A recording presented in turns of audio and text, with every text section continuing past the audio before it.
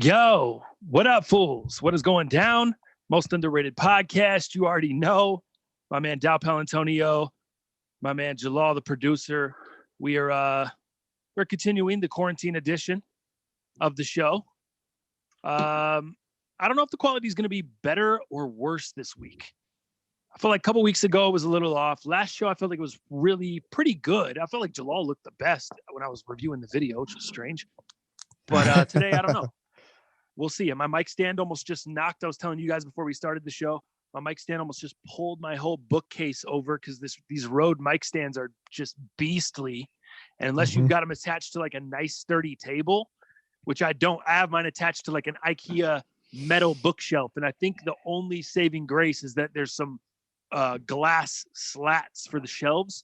And that maybe has given it enough heft to not fall over. But anyway, how you guys doing, fellas?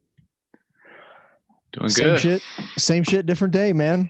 Just another day of groundhog quarantine, snow outside. I don't know, man. Oh, I know, dude. Cool. How crazy is the weather? I guess it's supposed to be like a cold snap for about a week or so. It's just be week and a half, maybe consistent cold, on and off snow.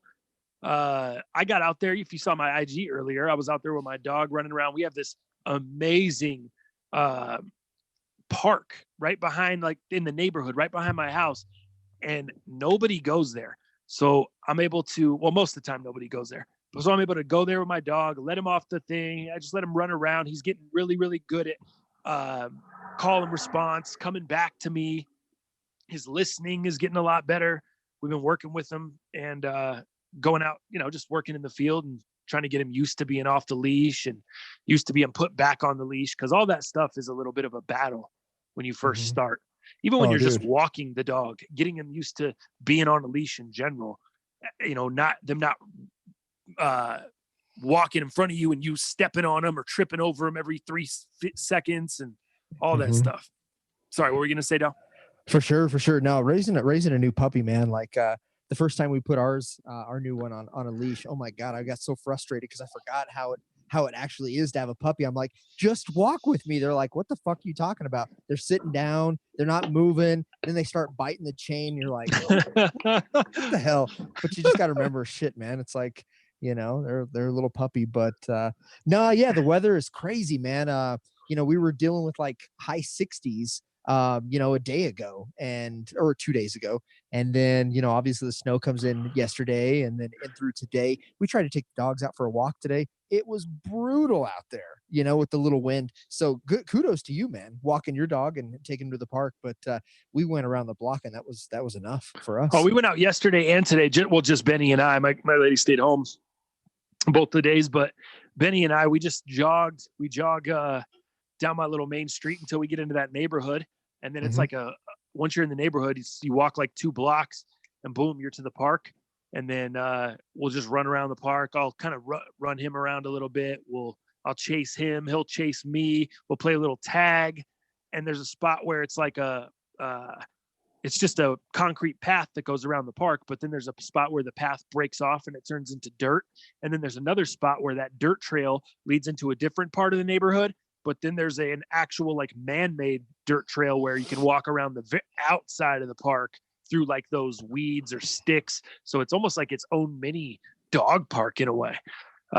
Very cool, dude. I'm so like, it's such a gem. I'm so happy we stumbled upon this. It's like we have our own personal dog park, a couple blocks away from the house. Dope.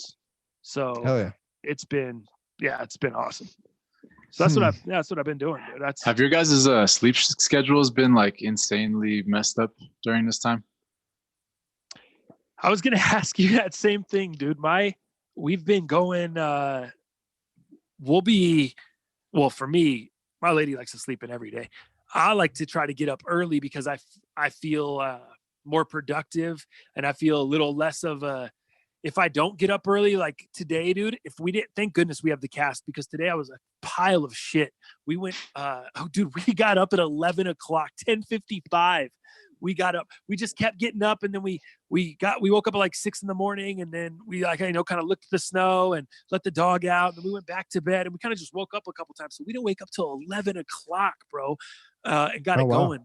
a couple nights we've gone to bed at 1:30, maybe 1:45, but not too often. But I'm trying to keep it to the point where I get up a little early. So that's what my point. If I didn't have the cast today, I would feel like a complete pile of shit getting up at 11 today. And I know I would, because I'd sit down on the couch at, 5 o'clock, 6 o'clock, turn on the news, turn on whatever, watch some TV. I'm like, what the hell did I do today? I woke up at 11. Now I'm sitting here watching TV. Like, slap yourself, get it going. Did you even take a shower? And I just can't get yourself one of these, guy. Oh, do you start those at like 10 o'clock now or what? Yeah, just whenever, man. I mean, when it's quarantine, nobody's an alcoholic anymore. It's just, when you feel like you need a beer or some wine or whatever, anything goes. That's how I feel. Yeah. Sorry, my response was long-winded. How about you guys? Sleep schedules messed up? Mine's been messed up, man. I've been going to sleep at like 3, 4, 5, and then waking up at like 1, 2. Well, I'll still wake up early. It's weird. I'll wake up at like 9 a.m. and I'll be up for like 3 hours, and then I'll go back to sleep and like take another nap. I just feel like a bum lately. I'm still doing a lot of stuff, but it's just like waking up at like 1 or 2 is just straight bum status. That is crazy. Even though I'm up all night like doing stuff, it's crazy. I haven't done that since I was a teenager, man. Those nights where you were watching like the movies like on USA where you thought that you might be able to see a pair of boobs, like USA channel Up All Night. Do you remember Up that? All Night, yeah. You're too young, but like Up you were always All hoping Night. that, you were hoping that these movies like would show you like maybe a boob, maybe you would see half a boob, and you'd stay up all night. You'd go to bed with the stiffy, because you're so excited.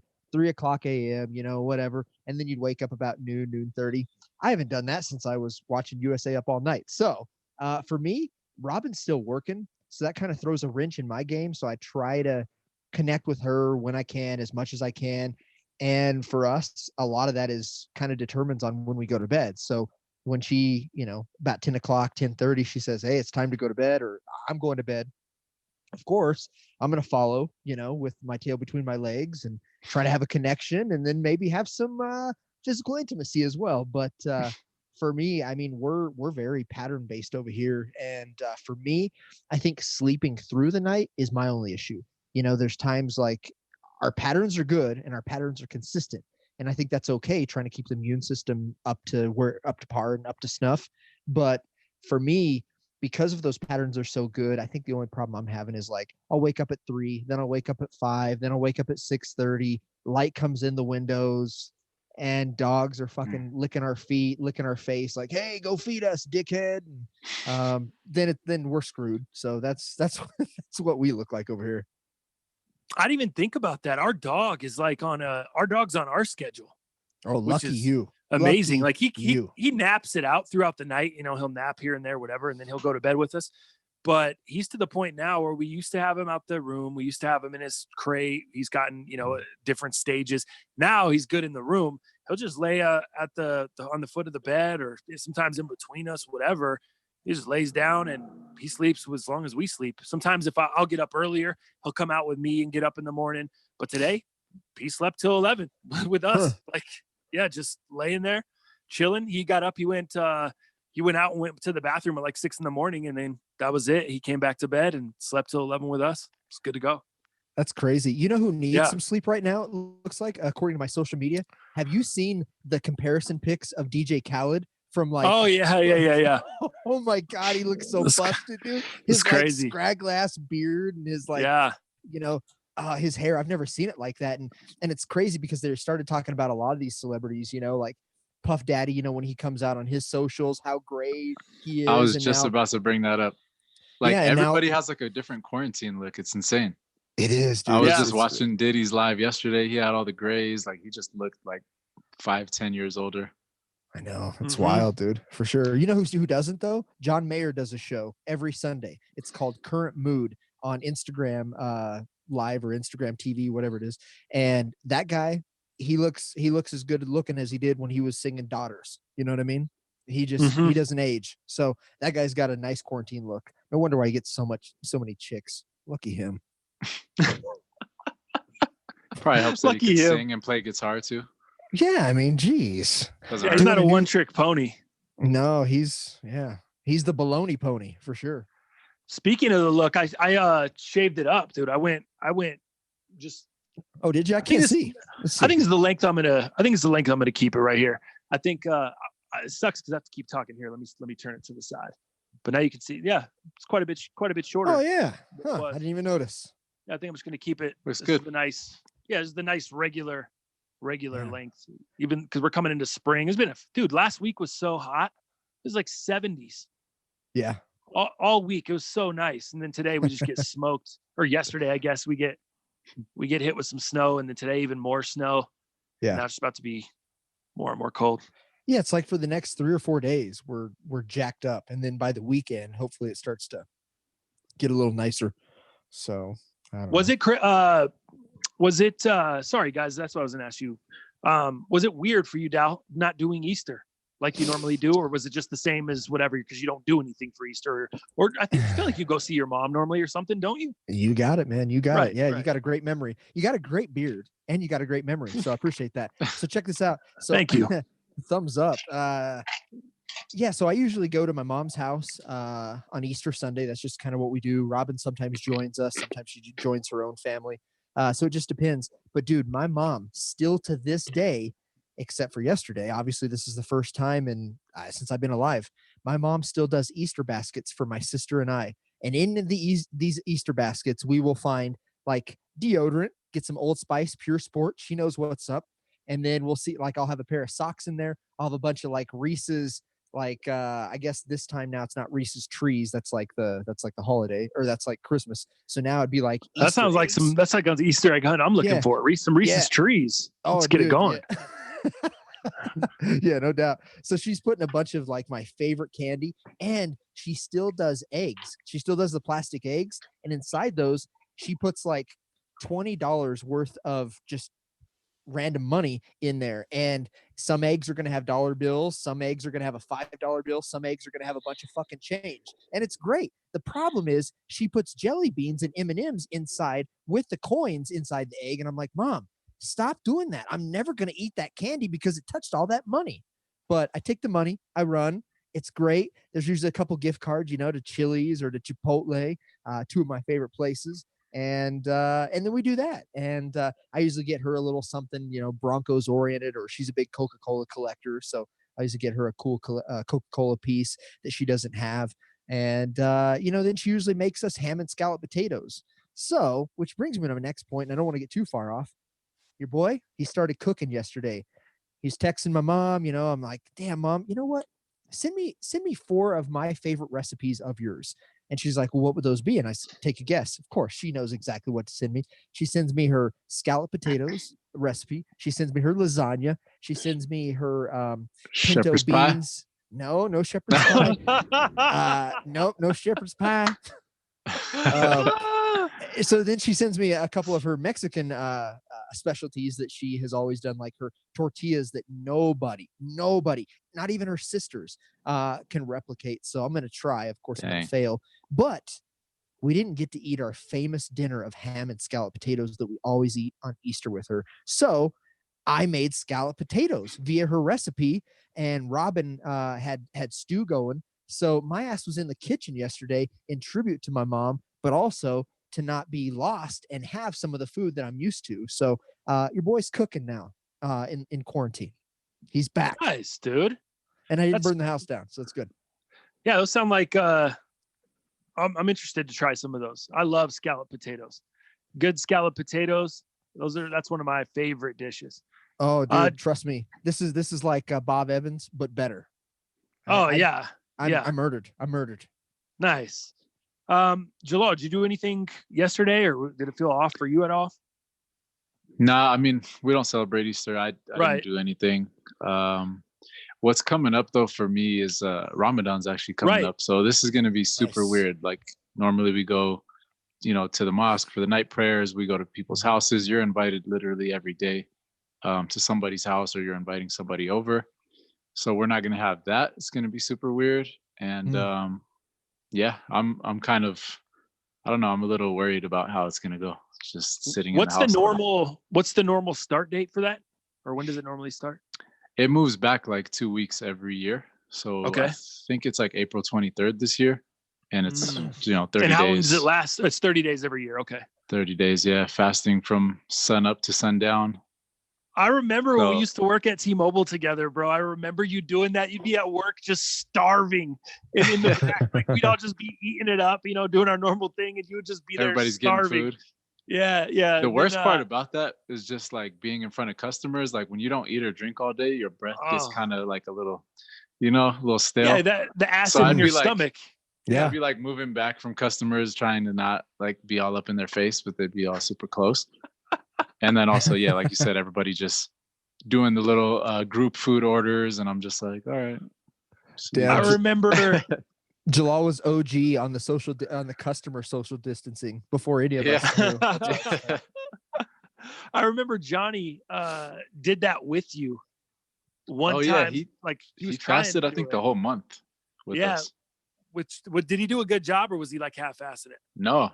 He shout out to Johnny, man. He used to do that a lot. Actually, he would fast with us. He would go out to dinner with us. He'll participate in whatever. I know. Yeah. Johnny he's just down to participate. Well, hey, give me, as long as I got a couple beers, I'm down to do whatever. I'm in. Let's go. Yep. That's actually honestly that probably helped him. The amount of beers that guy drank, or the amount of alcohol that guy consumed, probably helped him in the fasting. Do you think so?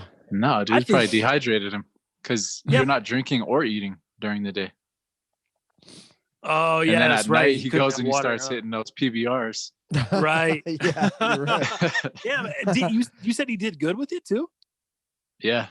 Dang. Yeah, he did every day of the month with us. That's sick. Yeah. Props to Johnny. Johnny is one of the guys that I did. Jalal and I did our first podcast with. It's called the Misinformed Podcast back in the day. Those that go back know, but if you don't, dude, I still have all those clips on my hard drive. I got all the episodes and everything. Yeah. Oh man, we should find a couple funny shits and post some throwbacks. That'd be fun. Yep. Oh man, I'm done. That's hilarious. Hey, let's see who's in the chat, man. Let's give. We got it's busy. Let's get some super chats. All right, let's see. Al Baroon's starting it off. Hope everyone is looking after themselves. Love my Ultra Boost ATRs in that weather. TTF from my man Al Baroon. Thank you, bro. He donated $4.99. Oh wow. Oh no, that's £4.99. That's even $4.99 pounds. pounds. That's even better. Even better. There you go. Thanks, bro. Thank you, Dal. You're welcome. Nice symbol work there. Yeah, dude, the Ultra Boost ATRs, man. That's what I was showing on my Instagram story today. Awesome pair, such an underrated pair. And I didn't even realize, like, dude, that has become my go-to because of that little park over there. They're so easy to slip on and off. I could put them on to take Benny over. And then in weather like today, they're perfect trail sole. I'm not slipping around out there on the grass, the dirt. Mm-hmm. We got the water resistant prime knit. Like I said, man, great shoe. All 3M upper. Yeah. Whew. Yeah. I mean, not even for look, just like a great dude. I could jog in them. So like Benny started running, we were able to start jogging. They're a good running shoe. It was just like it was everything, bro. It checks all the boxes. Yeah, Swag, man. It really trail running really does. You got comfort. Al Baroon again. He donated another $1.99 in pounds, and said, "Shout out to the Red Shoe Diaries." Oh wow, that definitely showed some boobs in that. That wasn't USA Up All Night. Red Shoe Diaries was boobs. That's tight. I'll give a symbol for that. Red Shoe Diaries was boobs. He said, "Yeah, the Diaries boobs for sure." Oh, funny. Misha, he threw up $4.99 in the super chat. Happy Monday, fools. Happy Monday, Mish. How you doing, bro? How you hanging in there? You having to work? He said something else in the chat that I wanted to say to that because that was funny. Oh yeah, relating to that same conversation with the Red Diaries and all that stuff. He said for me, it was watching BET Uncut, trying to see, a little side boob or whatever, a little ass cheek. Nelly sliding the credit card, if you know what I'm saying. Sure. Yeah, Nelly be checking some oil for sure. You guys remember that one? What was that jam called? Tip drill. Tip drill. Can I get a tip drill? Taking me back like 4 flats on a Cadillac right now. Let's see. What else we got in here? Carlos Sanchez. Lajos, my friend got her stimulus. I also got approved. I haven't checked my mail. I checked my mail yesterday. How do you know if you're approved? Because I don't think the website is up that allows you to kind of track that yet. I think that's up maybe tomorrow or Wednesday. So maybe What do you mean maybe approved? Like you can check like on your stimulus, like you can see one if it's approved, if it's been sent, when to expect it. But I thought that was more for like the paper checks for those people. But Oh, you got me spotlighted, Jalal. I'm sorry. Yeah, The camera was staying on me. there's a website to do that though. I don't know what it is. Why? I thought not everyone's not approved. No, I thought the only dude. way you're not approved is if you make over 100 G's or 90 G's or whatever it was, and if Right. you didn't file taxes in 2017 or 2018 or whatever it was. So yeah, so the only confusion I had was, I mean, as long as you made less than 100K, if you made over 100K, I still think you get a little bit, and then obviously you have your, if you file together, the max is 2,400, blah blah blah. That being said, I think as long as you filed taxes for your 2019 and 2018, then you're good to go. You didn't have to file because they extended the file date for this year to file the 2019s. So as long as you filed the previous year, you should be in the running to get it. Then they monitor. The other thing you had to do, though, if you've never ever used TurboTax is how all these, how the government is literally direct depositing this money. If you didn't ever sign on to TurboTax, if you didn't have your like banking account ever affiliated with TurboTax, then you had to go to this website that was like essentially a sign up via TurboTax that gave your personal information, your banking account, so the government could actually put that money direct deposited into your account. Otherwise, you're waiting until like middle of May, the first or second week of May, and then you're waiting for them to send you a paper check, which just takes forever, I guess. So that's what I know. Does that ring a bell? Yeah. Have you guys seen the schedule for this? Like when they're actually, because they're staggering the payments. Right. So it's saying 10, if your taxpayers earn less than 10,000 to 20,000, they're getting it April 24th, or they'll start to roll out. And then it goes 10 to 20,000 May 1st, 20 to 30,000 May 8th. Like what kind of insane schedule is this why are they distributing it like this? And people's rent is coming at like already April's rent is here. May's rent is going to be here, and some people still aren't going to be receiving checks. And like some of these are going out till September. It's crazy. Jalal, I don't know anything about that, dude. So what you're telling me right now is new information for me. I haven't even checked up on this thing. I was under the impression that it was going to be direct deposited. I kind of heard what you were talking about with TurboTax. I've filed my taxes with TurboTax like the past 3 or 4 years. So yep. I was already like, I was just waiting. I would just keep checking the bank account, like we're just waiting for it to show up. Sure. Like, does it have to be? I didn't make. Does it have to be Gs. TurboTax specifically, or does it just have to be any type of like online tax service? I think for direct deposit it was TurboTax, and then if you didn't have that, then there was a link to go into to actually at least sign up and be an affiliate of TurboTax, so they had your account number to be able to deposit that money in. Hey, I had some fraud this year though, so my account number did change since I filed last year. What happens there? That's definitely going to cause some issues. I just thought about that. Oh yeah, my God. Of course it's going to cause some issues. I would go. So if you go to YouTube, there's this tax guy. There's this Asian guy that's stupid smart with it. I think he is a CPA. I think that's what he Marty does. Bird is his name? Could be. Is it Marty Bird? But Marty Bird's from Ozark, Dallas. You didn't even catch it. Jesus. Oh, the CP. He's the finance guy on Ozark. You're right. Damn it, Dallas. Okay, continue. Sorry, I didn't mean to drop a GD there. Anyway, go ahead, Dal. So he actually has he links obviously that TurboTax link to update or register your information. So if I were you, franchise, I'd go there and update that info. Damn it. All right, well, I'll go do that. It's going to cause some delays. Con Lee said on the same tip, first of all, he said, "You boys get the Trump checks yet? $1.99 in the super chat." Then he follows that up with irs.gov/coronavirus/economic-impact-payments.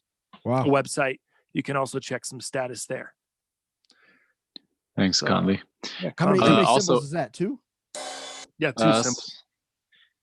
Yeah, it looks like Anichov did make a point. He said, I think those timelines are for the actual checks. So if you did the direct deposit, I guess you get it sooner. But otherwise, you'll have to follow that timeline. Dude, they were saying like between 10 and 20 million are getting theirs this week. Direct deposit, that is. The rest, obviously, then there's stipulations, the checks, and then people that are on Social Security don't get theirs. I think they get theirs right before the paper checks start rolling out. So that was the 3 different breaks that I knew of. So, yeah. See, I'm on that website Conley put in here, and it says, I'm gonna have to get my payment. I got to update my information. If you've moved since you last filed, new bank account information, all that stuff. Yep. So I got to go in here and do some work after the show. I'm gonna put that in my reminders tab. Damn, sorry I missed that reference. Damn it. I'm pissed now. Have you caught up? Are you any farther on Ozark? No, dude, we're just okay. Well, then if you were 1. like, yeah, we watched last night, then I'd be really disappointed. But if you haven't watched for a couple weeks, we even started a new one last night on HBO called Run. Now there's only 1 episode, so it's kind of like Ballers where they're staggering it. But it's weird. It's like comedic thriller, which is really weird. It was hard for me to grab, but Robin fell in love with it on the first episode. So I guess we're on that now. And I don't know, man. There's just so much shit to watch. I actually just started. I started Ozark too. I'm like 3 episodes deep. Looks good so far. Fellas, pop quiz. Which popular early 2000s rap duo had a hit single named Run? Ooh, early 2000s, Far Side? That's what I was going to say. It's the Far Side, but that's not a duo. And it's not called Run. That is incorrect, fellas. Yeah, Far Side has more people than 2. And it's not early 2000s. It's not an early 2000s group? I'm just messing with you. I just made it all up. The song's not even called Run, and it's not even by a group. It was played by David Banner, but it's Yin Yang Twins, and David Banner was like, wrong, girl. It's not even called Run. I messed the whole thing up. It's not even a good pop quiz because the answer isn't even correct. I don't even know the answer. Dang. I think we just lost like 6 Patreon members because of that. Wow, that was bad. What a bad move. Yeah, the song's called Play by David Banner. Not Run by the Yin Yang Twins. All right. Let me finish up these super chats. My man John King. What up, fools? Late to the party, but hopefully everyone is still safe. Thank you, John. Coming through with the 10. Coming through with the 10 spot. Still working, bro. And you guys need to follow him on IG. Disney. Is it Disney and Kicks? Disney and Kicks. Disney and Kicks. And it's and is spelled out AND. Yeah. Disney and Kicks. Great Instagram stories, man. When I catch those, I try to catch those as many of his stories as I can because he does a good job. And it was more interesting, obviously, when the quarantine wasn't going on because he'd be out driving, show you the nice Florida day, show you some stuff going on at the work, what the Kicks was going on. It was good, very entertaining. Did a great job. That fool is on TikTok now. I don't know his TikTok, but I see it on Twitter, I think, because he shares it on multiple platforms. That guy's having fun on there, all of a sudden. Yeah, man. Jeez. Nice. He's doing it big over there. Let me see. What else? Do we have anything else in the super chat? No, I got to all of them, I think. We got all the super chats. All right, cool. That was bad, TTF. I know, neighborhood. It was a bad contest, guy, or a bad pop quiz. Whenever it's a pop quiz, it's going to be 50-50. It might be good. It might not be very good. I wasn't expecting it was pop. I just finished season 3 of Ozark Saturday. Skinner, you and I are on the same page. We've been watching all the Vice documentaries around the same time. I just did the same thing. Finished up season 3. Me and my lady, we finished it up. And wow, I'm pissed off because the ending is so it was really unexpected. I did not expect the way the ending went down to season 3. So now we're hanging, and I'm kind of annoyed because it's like, were they going to come out with season 4 this fall? Was it going to be next spring? Now, whenever it was, it's most definitely delayed. So by the time I find out what's going on, they leave you on such a cliffhanger, multiple cliffhangers with multiple characters at the end of season 3. Now with the coronavirus, who knows when they're getting back to filming or what that does to the scheduling or anything else. And I'm sure there's a lot of TV shows and entertainment like that. We were kind of talking about that last show. How long can these companies go with new content that they have in the can? You know? Mm-hmm. Guess time will have tell. you guys been watching any YouTube content? Any of your YouTubers? How are they managing the quarantine? Dude, my Netflix content's gone way up. My YouTube content has gone way down. It's very weird. I haven't even checked it on Really? you. Today was the first time I popped up Teddy, and I watched like the last couple of vlogs, and I watched a little bit of the table scraps. But that was it, man. That was just I just checked in on his shit just because what's up with Ted, you know? But other than that, bro, I have not. My YouTube content's gone way down unless it's Vice wrestling stuff. Right. I think Ted said it best today in his last vlog that aired today. He was like, man, we all be doing nothing. He's like, in his vlog, he echoed that like multiple times. It was cool kind of how he chopped it up, though. I really liked how he did it. And then showed his old lady getting, the cut in the head from the roof kind of collapsing or a piece collapsing, just stating that she has like the worst luck ever. I love seeing Omar. I'm a big dog guy. So anytime he has Omar, and then you, of course, had to throw Dirty Earn under the bus. Like, hey, I ain't heard from the guy. I have got no updates. I got no footage. I don't know what's going on. So, but other than that, dude, I've watched Kais a little bit just to see if he's, I just want to see him be creative. And but man, he's just so cringe, dog. Like, I want to like Kais so much. And I think he was a big part of the, YouTuber community. And I think he built a platform that is now kind of obviously expiring and has been expiring.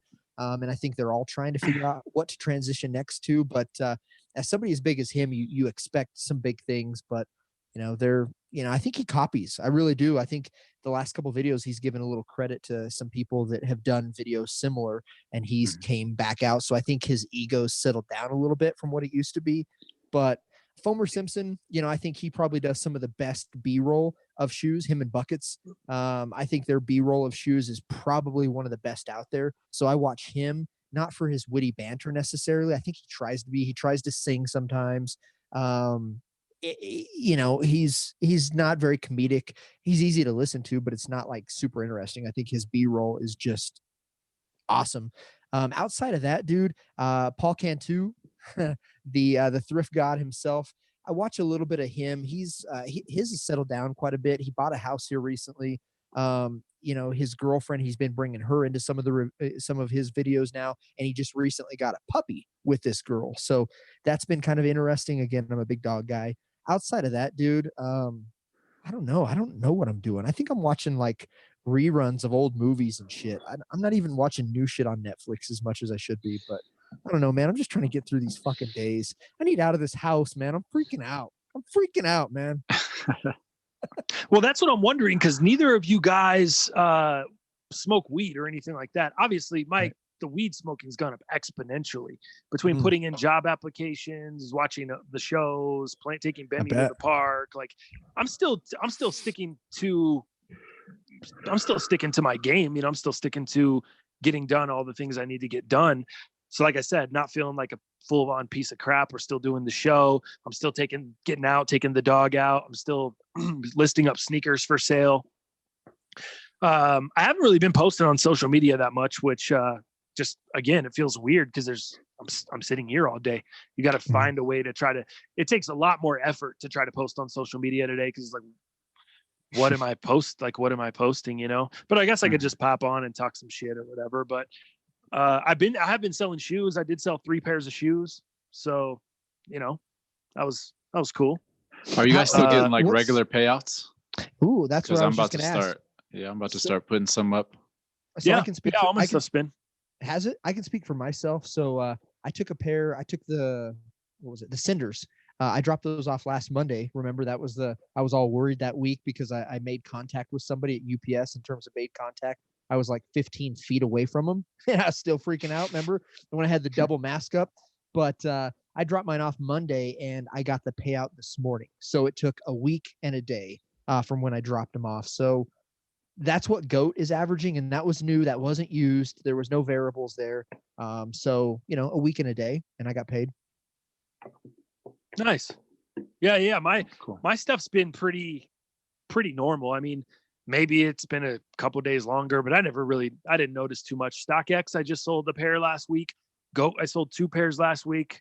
Payouts have been, actually I've gotten paid out for 1. or no, 2. Actually, I sold another pair. So I've sold 4 pairs in the past like a week and a half, and I've gotten paid out for one of them already. Okay. And I'm still waiting on the other 3, but they sold after that one. So Static Easy, the black statics gone.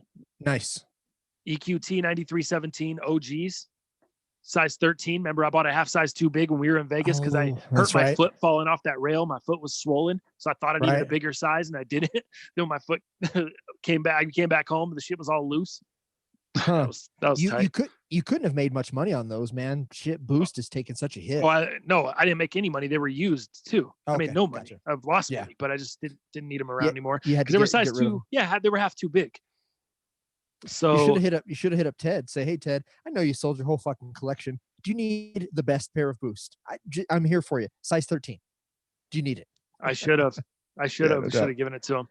I've been hearing a lot about Goat has always been pretty well and done pretty well and been pretty consistent with the resale game. It sounds like. I mean, I know when they first started up, they had some like fraud inside, and the CEO sent everybody a letter that was like old school Goat that said, hey, we had some people on the inside that weren't doing the right stuff. They're no longer with us. Outside of that, Goat has been pretty consistently great outside of obviously it's comparable to StockX. But here lately, I've heard some horror stories about Goat, and I don't know if it's because, they only have like literally 1 or 2 warehouses open. They've shut down the other few, and a lot of these packages are being redirected. And it sounds like there's a lot of people on my Twitter timeline that have sent the shoes in. They finally got delivered, and for them, from delivery to authentication date, it's taken like another 4 or 5 days, almost a week. And then a lot of these people are getting emails back from Goat stating, hey, sorry to inform you, your shoe is not dead stock. Now, these guys that are saying this on my Twitter timeline are like massive resellers. So this is not their first rodeo. They know the drill. They know what's going on. And I'm a little concerned because Goat obviously is who I'm a big advocate for. I do all my business with them since StockX and the whole breach of information. But I've been hearing some horror stories here lately about shoes that are dead stock, that they're emailing people saying they're not dead stock and they're keeping the shoes. And then if you want us to send the shoes, you have to pay for it and you have to send an email because they just don't have that many people working as they do with this quarantine thing. So that makes me nervous, but I'm only selling 1 or 2 shoes here and there, so I haven't had any issues. So I have nothing bad to say about it, but there's a lot of stories out there. You been buying anything, Jalal, or flipping anything? No, I mean, I still have some stuff listed on Goat just from back when we were in the studio, all the stuff that I put on there, but I haven't had a sale in a while. I haven't really bought anything besides, the Travis hoodie was bought like a month ago, but that just came in. But no shoes. I missed on the court purples. No, I haven't picked up anything really. Yeah, we kind of just flowed into sneakers, so I might as well let's just talk some sneakers. Did you guys cop anything from last weekend? Speaking of the court purples, what did you get lucky on anything? Were you going for anything? I myself, I didn't, man. I stayed away. I was gonna save my money and just maybe get some like the Off-White 5s. I still want those really bad. And, with people buying on Goat, it's taken a lot longer to get your purchases. So I'm just kind of waiting to buy a lot of stuff that I've wanted in the past. Like I want the Strange Loves. I want the Off-White 5s. I want the Syracuse Dunks eventually. And I want the Agassi Black Lava Air Trainers that came out a while back that were like super limited. So I'd like to get those pairs before anything new. But I got to tell you, I had a little FOMO. With the court purples. I really want those, I think now, because that lavender shoelace, I don't know, man. I think if you did the union lacing with that lavender and that black, I think those would look pretty fucking sick. And now I have FOMO because I totally missed it. Now I'm upset. I'm with you. It's not a shoe. It's a shoe I only wanted to compare to the 1.0 because I'm 95% sure the 1.0 is way better quality. Oh, guaranteed. It looks to me like the 2.0 is just not insanely, but a really basic GR mid leather. It looks not as bad as like, damn, what's a recent pair that's come out that's just crazy GR like that? okay, maybe not as bad as like these, like some of these 2013, 2014, like these are just definitely some not as of bad as those. some of the shittiest leather, like colorway so ill, the leather just so poopy. So it's not this bad, but it's not anything close to what the 1.0 was, or like those pines. Remember those 1.0 pines that I was showing off a few weeks ago? Dude. Or even, you know what? For a matter of fact, let's just do a new release. These are amazing quality. The women's Jordan 1, man, these are really good, dude. If every Jordan 1 was this quality, you wouldn't hear any complaints from me. If it was no better or if it was no worse, these are just awesome. Here's what the court purples remind me of. It reminds me of Jalal's favorite shoe. The Game Royals. The Game Royals. The Game Royals. Game Royal Jordan 1. That's exactly the quality you're going to get. Is you're going to get the Game Royals. And it reminds me. He said his favorite shoe. That is not his favorite dude, that's shoe. Jalal's favorite fucking shoe. The Game Royals. He loves that shoe. It's my favorite shoe to wear because it's not like I don't have any problem with getting it beat up. You love that shoe. So check it out. So this shoe. So you look at the 2018 court purples. You look at these that just came out. The 1.0s and 2.0s, let's call it.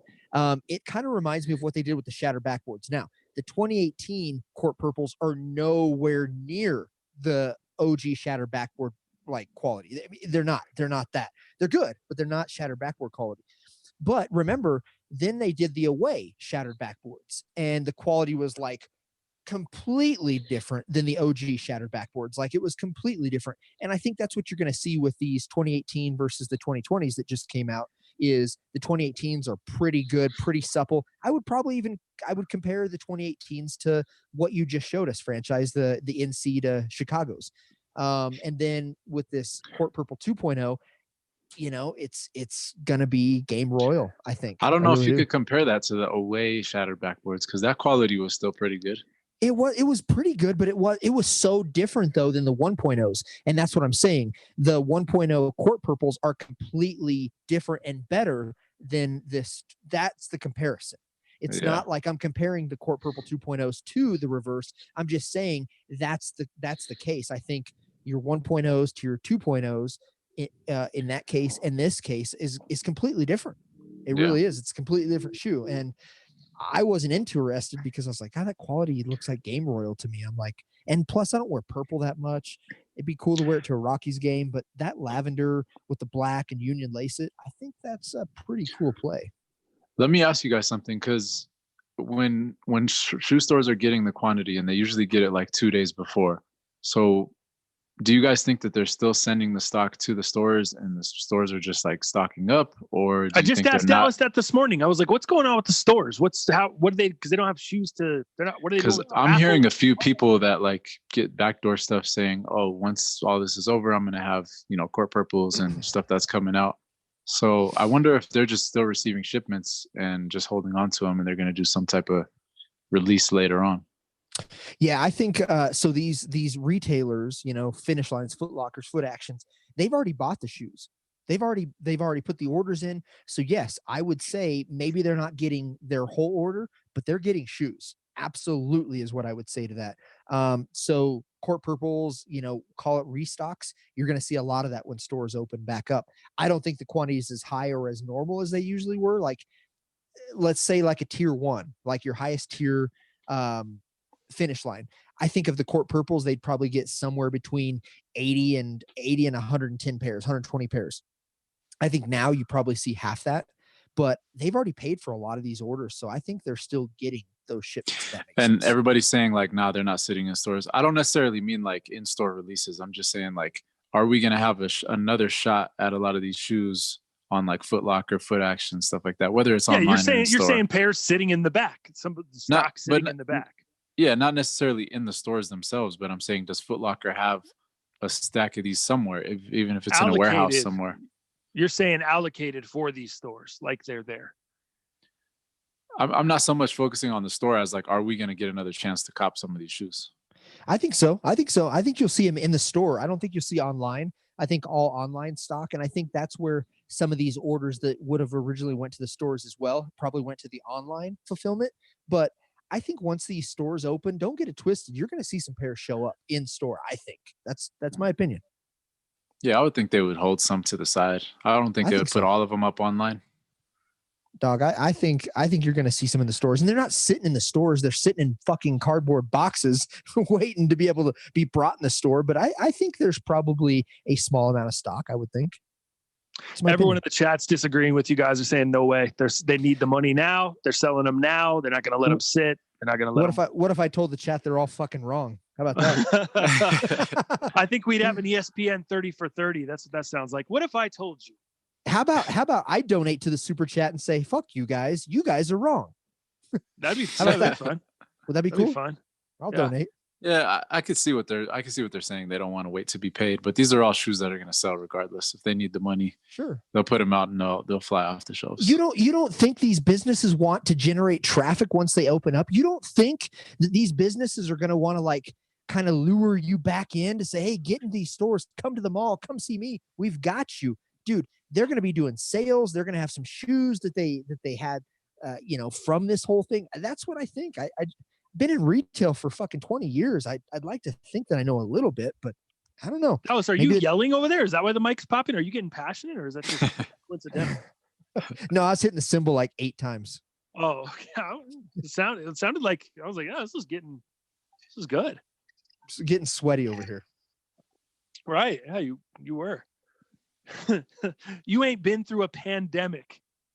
In all caps, John King. Nobody has. He's getting passionate as well. Everybody needs the money now, he says.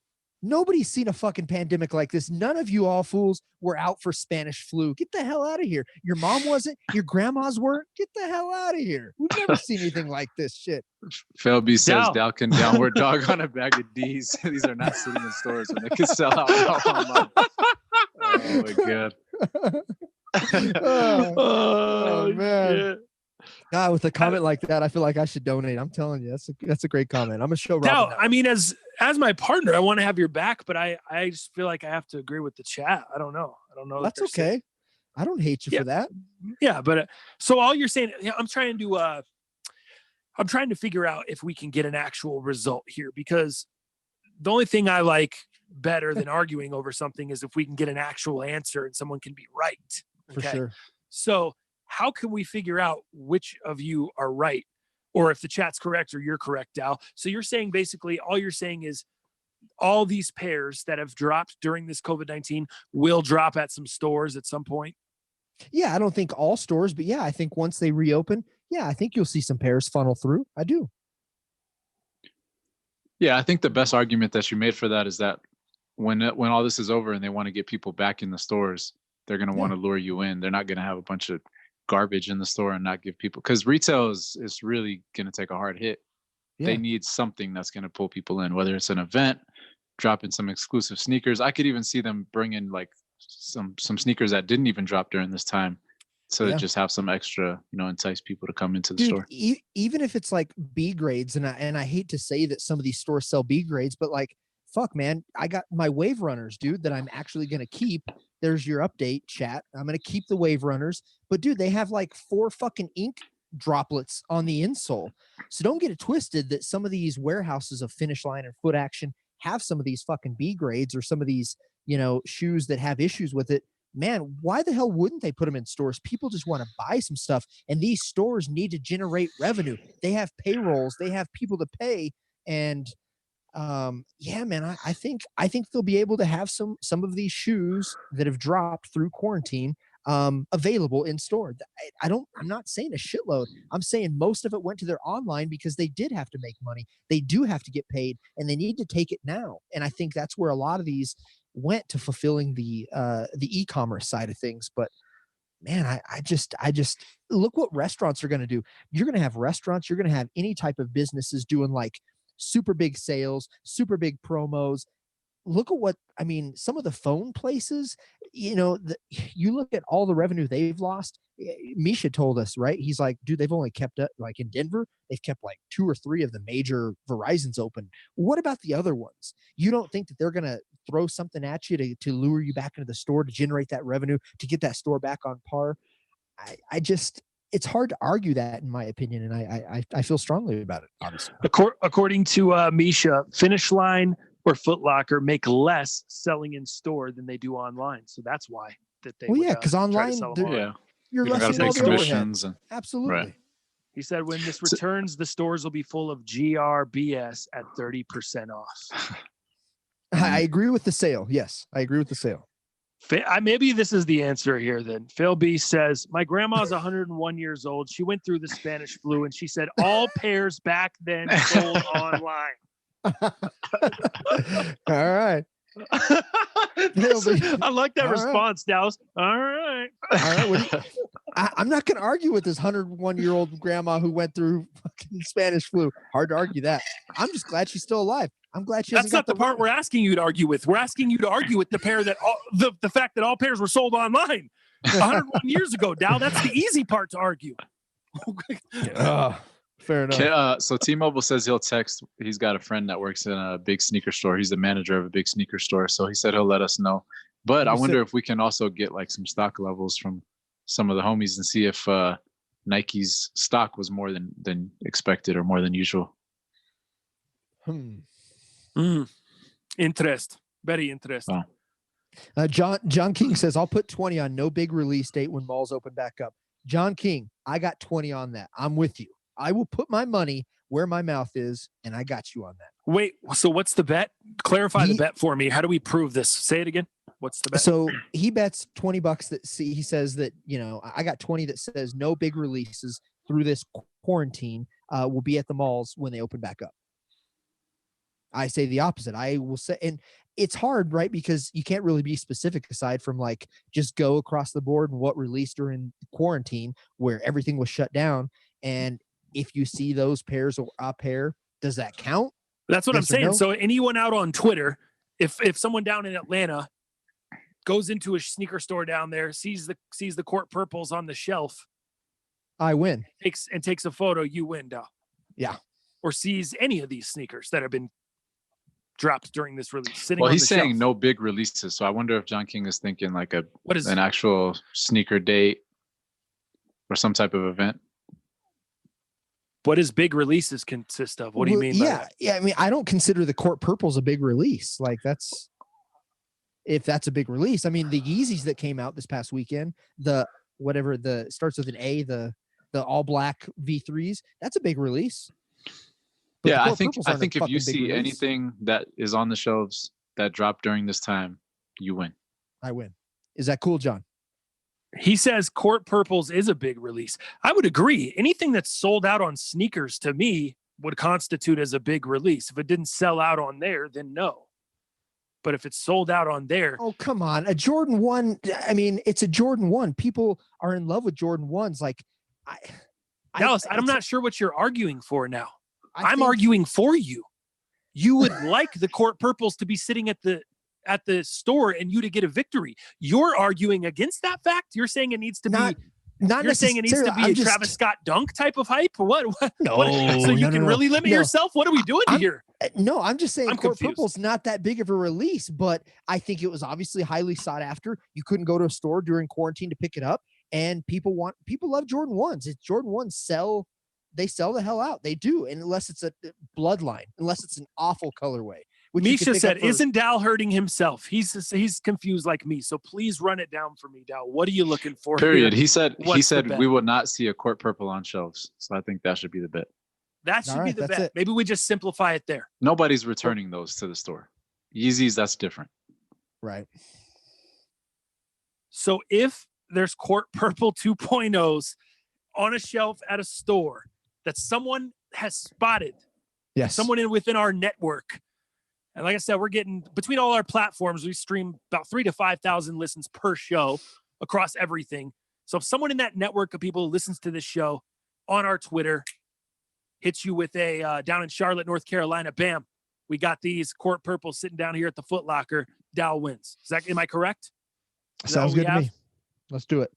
Okay. John King says, then I owe Dow 20. All right. Got it. You guys are on. Wow, that took a while, fellas. It Thank did. you guys for hanging in there. I like that, though. Detailed betting. If you guys Yo, came here for I betting, seen you guys getting some action on Twitter, betting over something. I forgot what it was, but something ridiculous. I wasn't even invited to it. It was Franchise and John King, and I invited myself into it and said, "Hey, I want a little piece of that."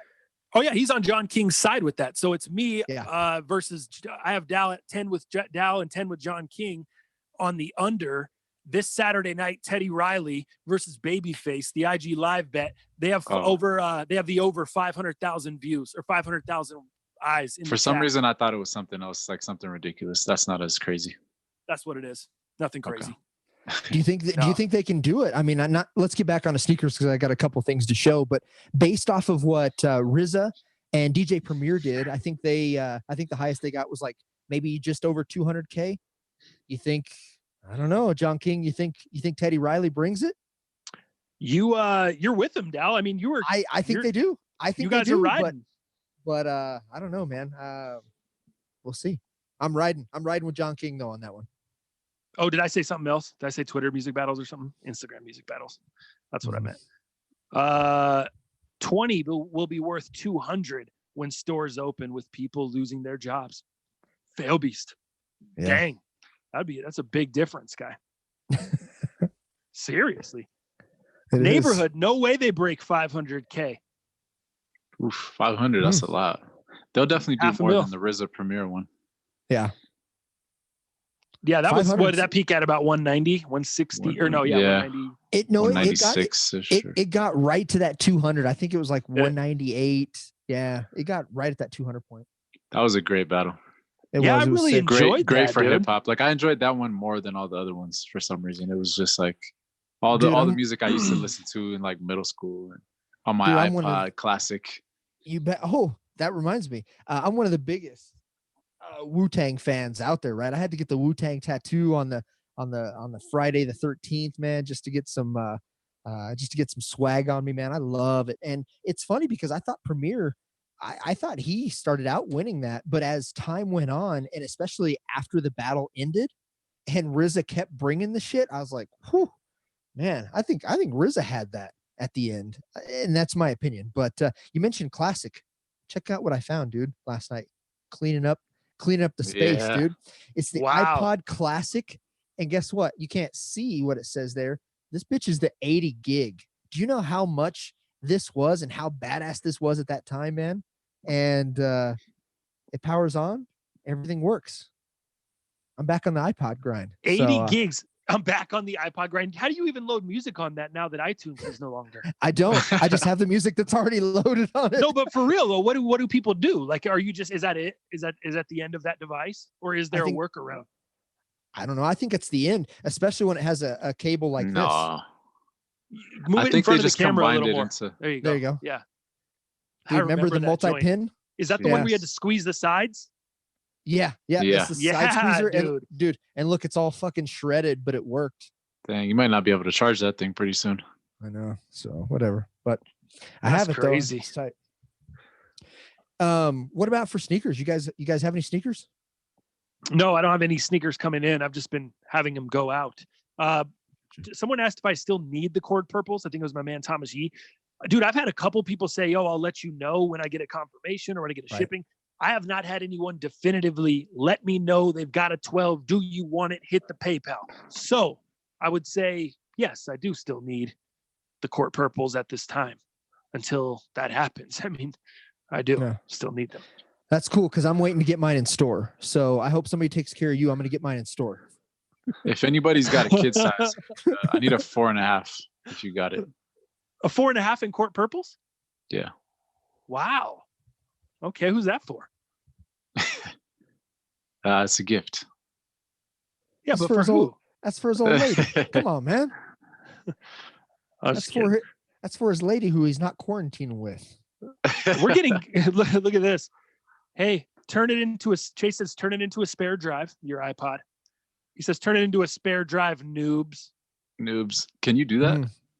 I have no idea. Misha said iTunes still works. It does still work, but you got to have a computer to have it on. Like you can't download it new anymore, can you? Actually, when I think, was that you, Jalal, when we updated the new software, it just takes it off your computer automatically? Yeah. Yeah. If you I only have music on there. It just has Yeah, if music. you update Misha, it takes it right off the computer. It's insane. iPods now sync through Finder TTF. Look at that, Dal. There you go. It's not the end of the device. Neighborhood. Sick. Knows his guess what? shit. I also found another one. Do you remember the iPod Nano? What the hell? It's still square. Check this one out, dude. I forgot they even put this model out. It's a little 4 gig guy. That's not a Nano. It's a Nano, isn't it? No, the Nano is like skinny. This is a modern day Nano, because remember the first one they did it like all like rectangular tall, and then they came and did a fatty. They did. I don't even remember that. Yeah, man, I found both, and check it out. This one works as well. Sick. Dang. Dude, wow, I found so much. Dal. I found so much cool shit, man. Yesterday, I tell you, man. I had this shuffle, I had the little shuffle that was like this big, and it was also a clip. The whole thing was a clip. It Dude, could go That on one your was shirt. the worst. For skating, it was so fire, dude. You could just clip that bitch on and go skate. But it go had do whatever. the one with no run. screen. No screen, yeah. No You screen. had to, No like, screen. Just hit next. Yeah. Yeah. No screen. Yeah. I enjoyed the clip on it, but yeah, I guess the screen. I guess I never really had an issue with it. It was all right. Wasn't too bad. Sneakers, Dal. I'm sorry. Get back to sneakers. Yeah, so I don't have any sneakers today, but next cast I'll have those Bodega Saucony collabs that we'll have. I think those are going to be delivered on Wednesday. But I did have some stuff come in that I completely forgot about until last cast when we were talking about it, like how people were starting to get shipping notifications and they were starting to get their packages in from Travis Scott and LaFlame Enterprises. So I actually got a hoodie yesterday and or I guess this was Friday. Friday is when I got it because they've been in quarantine. I've been letting them sit in the sun and shit. But I got a hoodie and I got the t-shirt, man. So I was going to show that. And then there is a guy. Let me make sure I got the right person here. I bought some vintage, man, and by some I mean I bought a vintage shirt from the homie that you've been following, franchise. And who's that? AZ Grails. You familiar with that individual? Yep. So he's out of Arizona, obviously, AZ Grails. And I bought a Van Halen tour t-shirt from the Balance album. So I was going to show that real quick. So, and I know I think Jalal's Travis Scott stuff came in too. So you want to show that? Yeah. You want to go first or what? No, go ahead, man. Cause my shit's across the room, which is like 4 steps. I got to go downstairs, grab it. It's out in the garage. Yeah, man. All right. Well, here's what I got. So it came with a couple stickers. So I'm trying to get this camera right. No loitering. Yep. I don't know what you call that one. Oops. That's the LaFlame skater, eh? The LaFlame. The LaFlame skater joint. I said I'd see and you then, later, boy. I think this is like the Cactus Jack. Does it actually say it? No, I don't think so. Oh yeah, it does, kind of. Yeah, it does. That's Cactus Jack. Yep. That's his logo. What does that It looks say? a little different than it looks on the hoodie for some Looks reason. like some shit you got at Ozfest 94. Yeah. Looks like it says, yeah, geez. Does that shit say Napalm Death? Yeah. So here we are. Nike SB. Mine is in an XL. The homie Adam Eby told me to let him know if I was gonna sell this. You know, I probably wouldn't have bought this if I knew what was coming up. So if somebody wants it, I'm just gonna open it on here. I'm probably not gonna wear it, and then whoever wants it, just hit me up. What size? An extra large. XL. And Travis Scott stuff. Yeah, Travis Scott stuff runs pretty true to size. Quality's not like the greatest, but so let me get this open here. Jalal, you don't have to open it, man, if you don't want to. Nah, it's cool. Because I want you to make money, sell it to somebody that I know. I'm not gonna go to StockX. I'm probably gonna cop that off you. I'm sorry, EB. No, I'm just kidding. I don't want to sharpshoot EB like that, but I kind of do. That thing is super dope. I like it. I like the paisley print within the Nike and the swoosh. I like that paisley print. Now. I don't know. I'd probably wear a large though. I think the double XL or I think the XL is too much for me. Maybe. Yeah, I don't know. I don't know ashy. It's like. It looks so ashy on the camera. Yeah, it does. You got the Cactus Jack on the sleeve, obviously, right there. It's I thought it was like the summer hoodie quality, which I don't know. It feels like just a step up from the previous ones. Like it just feels slightly thicker. Like the but I don't know previous, if I'm tripping. like the green one that I have that has the Nike Air upside down. Yeah, the one that me and you got. Oh yeah, because you got It's the like yellow borderline. It's borderline. It's like it feels almost like it, but like the hood feels a little bit thicker. Yeah. Yeah, it just feels a little bit more like a Nike SB hoodie than the summer hoodie. All right, here's what we're gonna need to do. According to the chat, my man Misha has a medium, large, and XL on deck. I'm gonna need you to leave that outside your door, Jalal. I'm gonna come over. I'm gonna try it on in my car. Okay. And I'm gonna bring it back. I'm gonna set it outside. And then you're gonna door. buy it from Misha. And then I'm gonna, if it fits. Joking. But I don't know. I don't know if I need a large or XL. Well, I have a large that I'm going to show you here in a second. So you could try on my large if you want. Oh, fire. Okay. Yeah. So I can leave that out in the front door, just like you were going to do with Jalal. Right, and then go buy right. from Misha. Then Jalal doesn't have to do anything, and he doesn't technically lose money for doing a few things, right? This is dope. I'll just drive around town, picking up hoodies outside of doors, trying them on, and either purchasing them, leaving money there in exchange, or leaving the hoodie there again and driving away and That's a buying great from plan. someone else. Thank you to all my friends for being my personal stylists. I wish I had that. I wish I had that much shit to do during quarantine. I need. That's an identity, fool. You should take that right now. Oh, that's fire.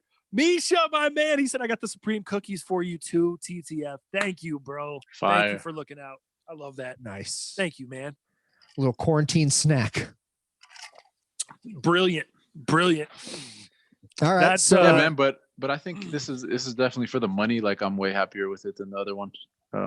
Way better quality, a little bit thicker. The what do you call this on the wristband? Oh, you spotlighted me, Jalal, for whatever reason. Oh yeah, you were talking before. Sorry. Like the little wrist part right here, the cuff. Yeah. And then even the waist, it's like way thicker. Oh, so it's better than the last. Yeah. Okay. This one's definitely better than the other one. But there you go, man. Nike SB, Travis Scott. What do you call that? The Paisley print hoodie. Paisley, yeah. Does it have anything on the back? Nothing on the back. Just on the one sleeve. Tell me this really quickly. On the front and on the sleeve. Before you put it away, Dal, on the hoodie that was shitty quality, the last one, right? Yes. The olive one. That one was not. It didn't have a Nike tag inside, right? Like it wasn't made by Nike, right? Correct. Jalal, is that one? Does that have a Nike tag inside? Is it like a Nike SB tag? Or does it have Travis Scott printed in it? I'm pretty sure it's the Travis Scott print. Let's see. Most of his merchandise has that Travis Scott printed on the inside. Can you guys see that? Yeah. That's how yours is, Dal? Yeah. And that's how my hoodie is that I'm going to be showing here as well. But yeah, my Nike hoodie is like that, and then this one as well. Gotcha. But this seems to be better quality. Right? Yeah, this definitely is better quality than the last one. Definitely is, okay. I'm way happy. Yeah, for sure. Good. I wonder if the other one is the same. Is it the same with that other one that you got, Del? What's that?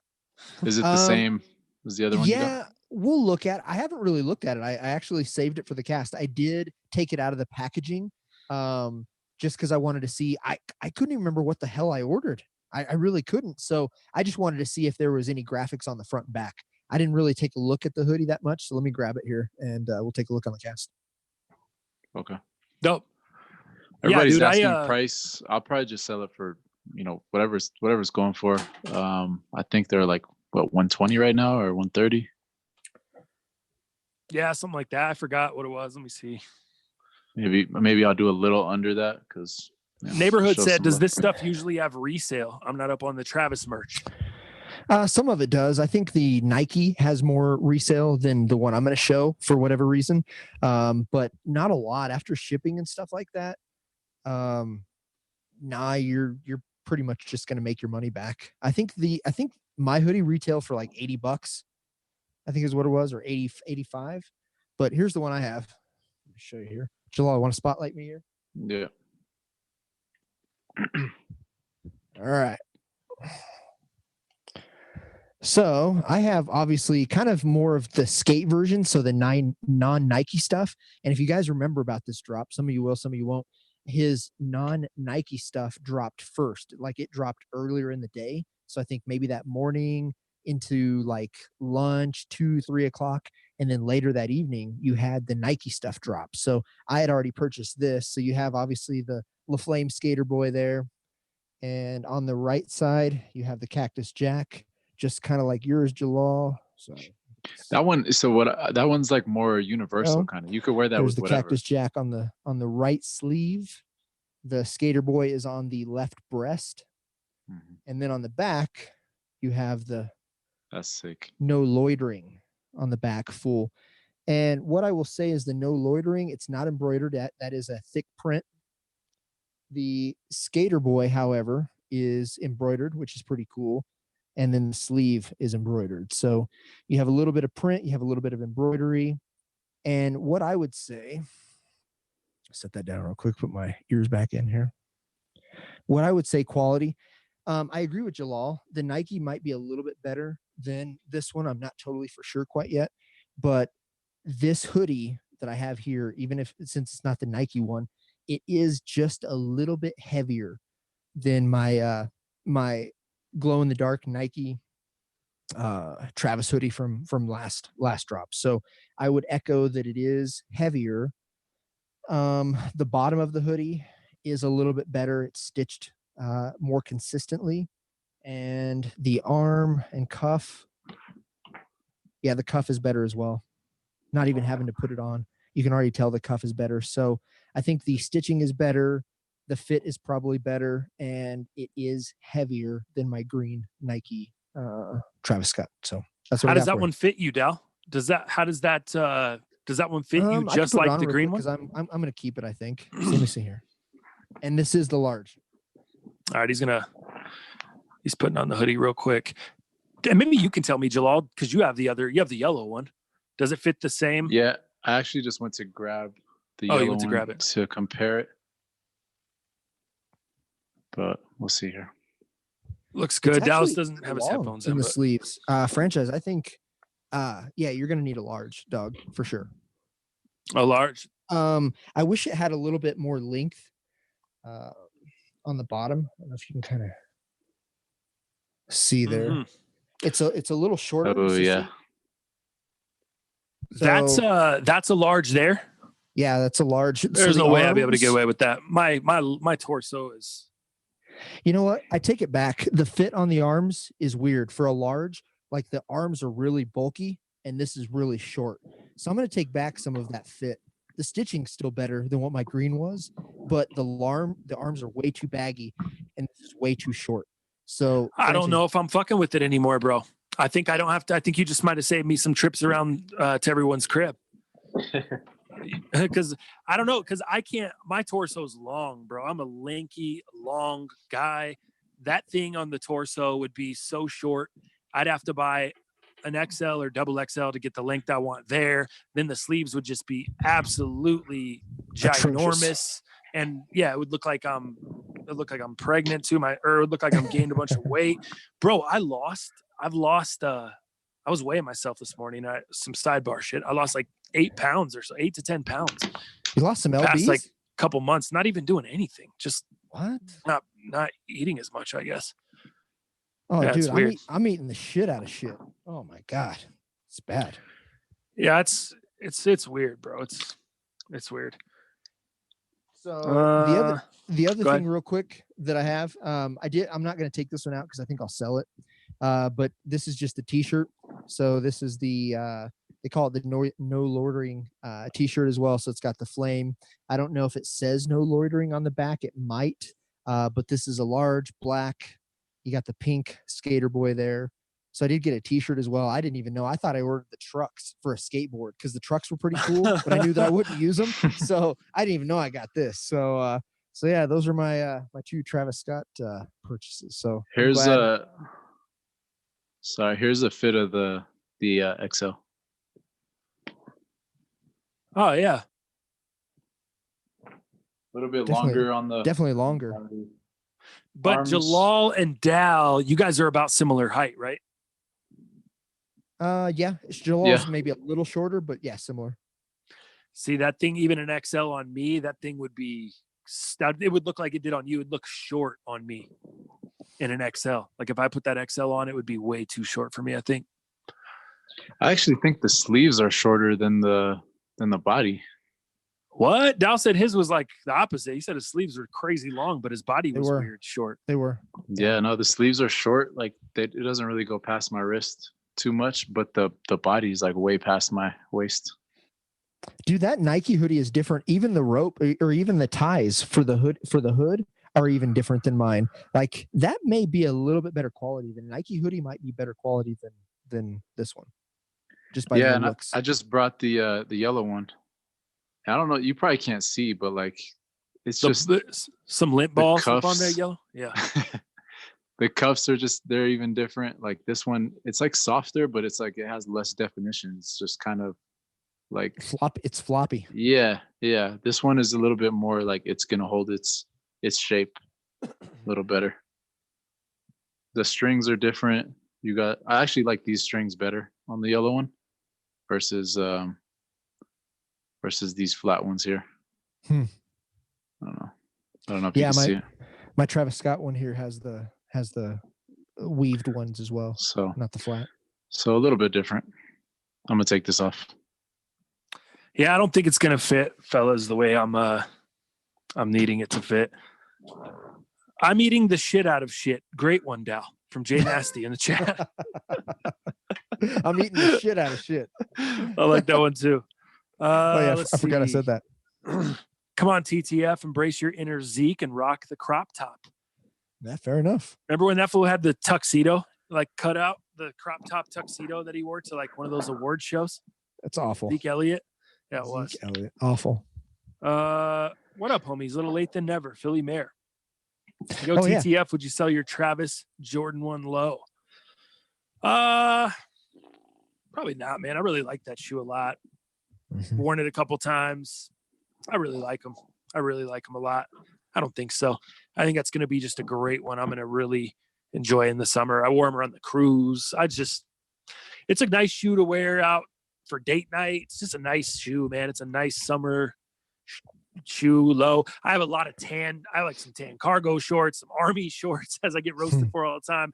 I got tan shorts. They just go really, really well with all those colors. So the shorts. It's also great for getting groceries. Those are my grocery getters. Hey, check this out. So this is the homie AZ Grails on Instagram. Check him out. He has he actually has connections with Slobby Robbie and the crew. I found out. So I've been DMing him. Oh, nice. So he gets to pick through some really high-end stuff because the connections he has over there in Arizona. So AZ Grails, look him up on Instagram. He has got one of the best thrifted eyes I've seen. Anything from vintage band tees to like, I think he kind of specializes from what I've seen in the 80s and 90s, but he has some 70s band tees that are just to die for.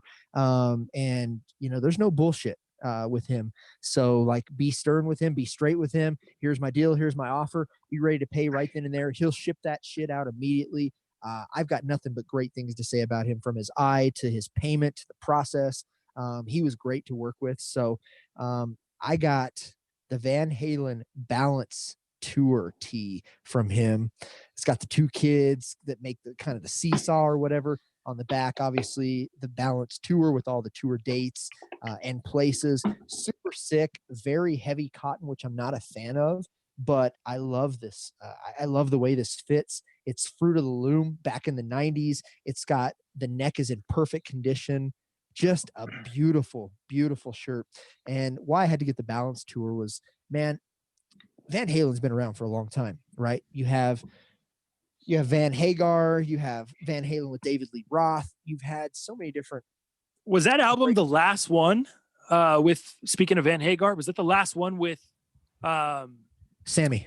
With Sammy Hagar? As far as I'm aware of, I think it is. Because then I think they went with this guy and did their own album called I forgot what it's called, but the singer, I think his name was Gary Cherone. So Gary Cherone took over for Sammy Hagar, and they did one album with Gary Cherone and one album only, and it was actually really good.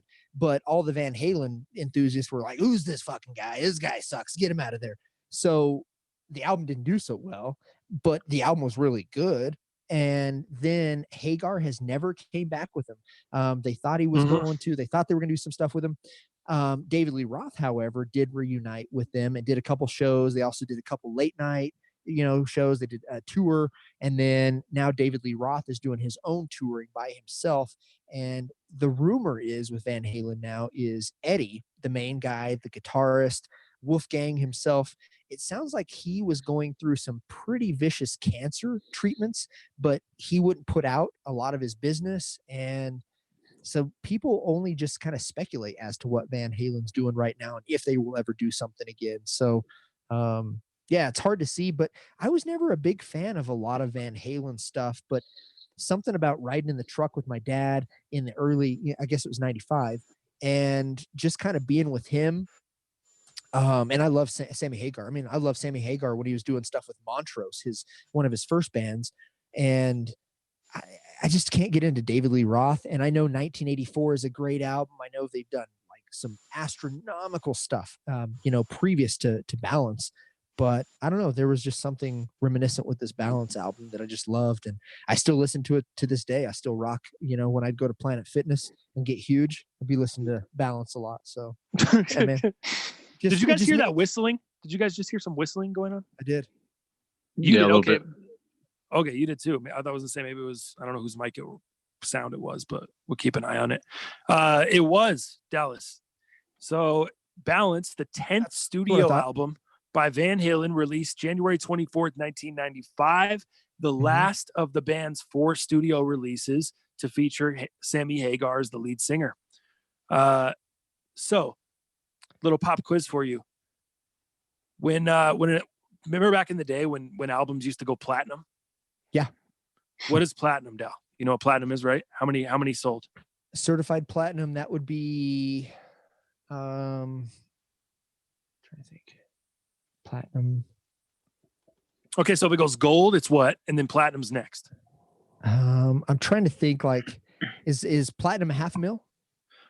Gold is $500,000, platinum's $1 million. Damn it. Okay. So how many times platinum? And then remember that was the scale. So and so went, so many times platinum. How many times platinum do you think that album went? The Balance album. Ooh. It was platinum, multiple times platinum. How many do you think?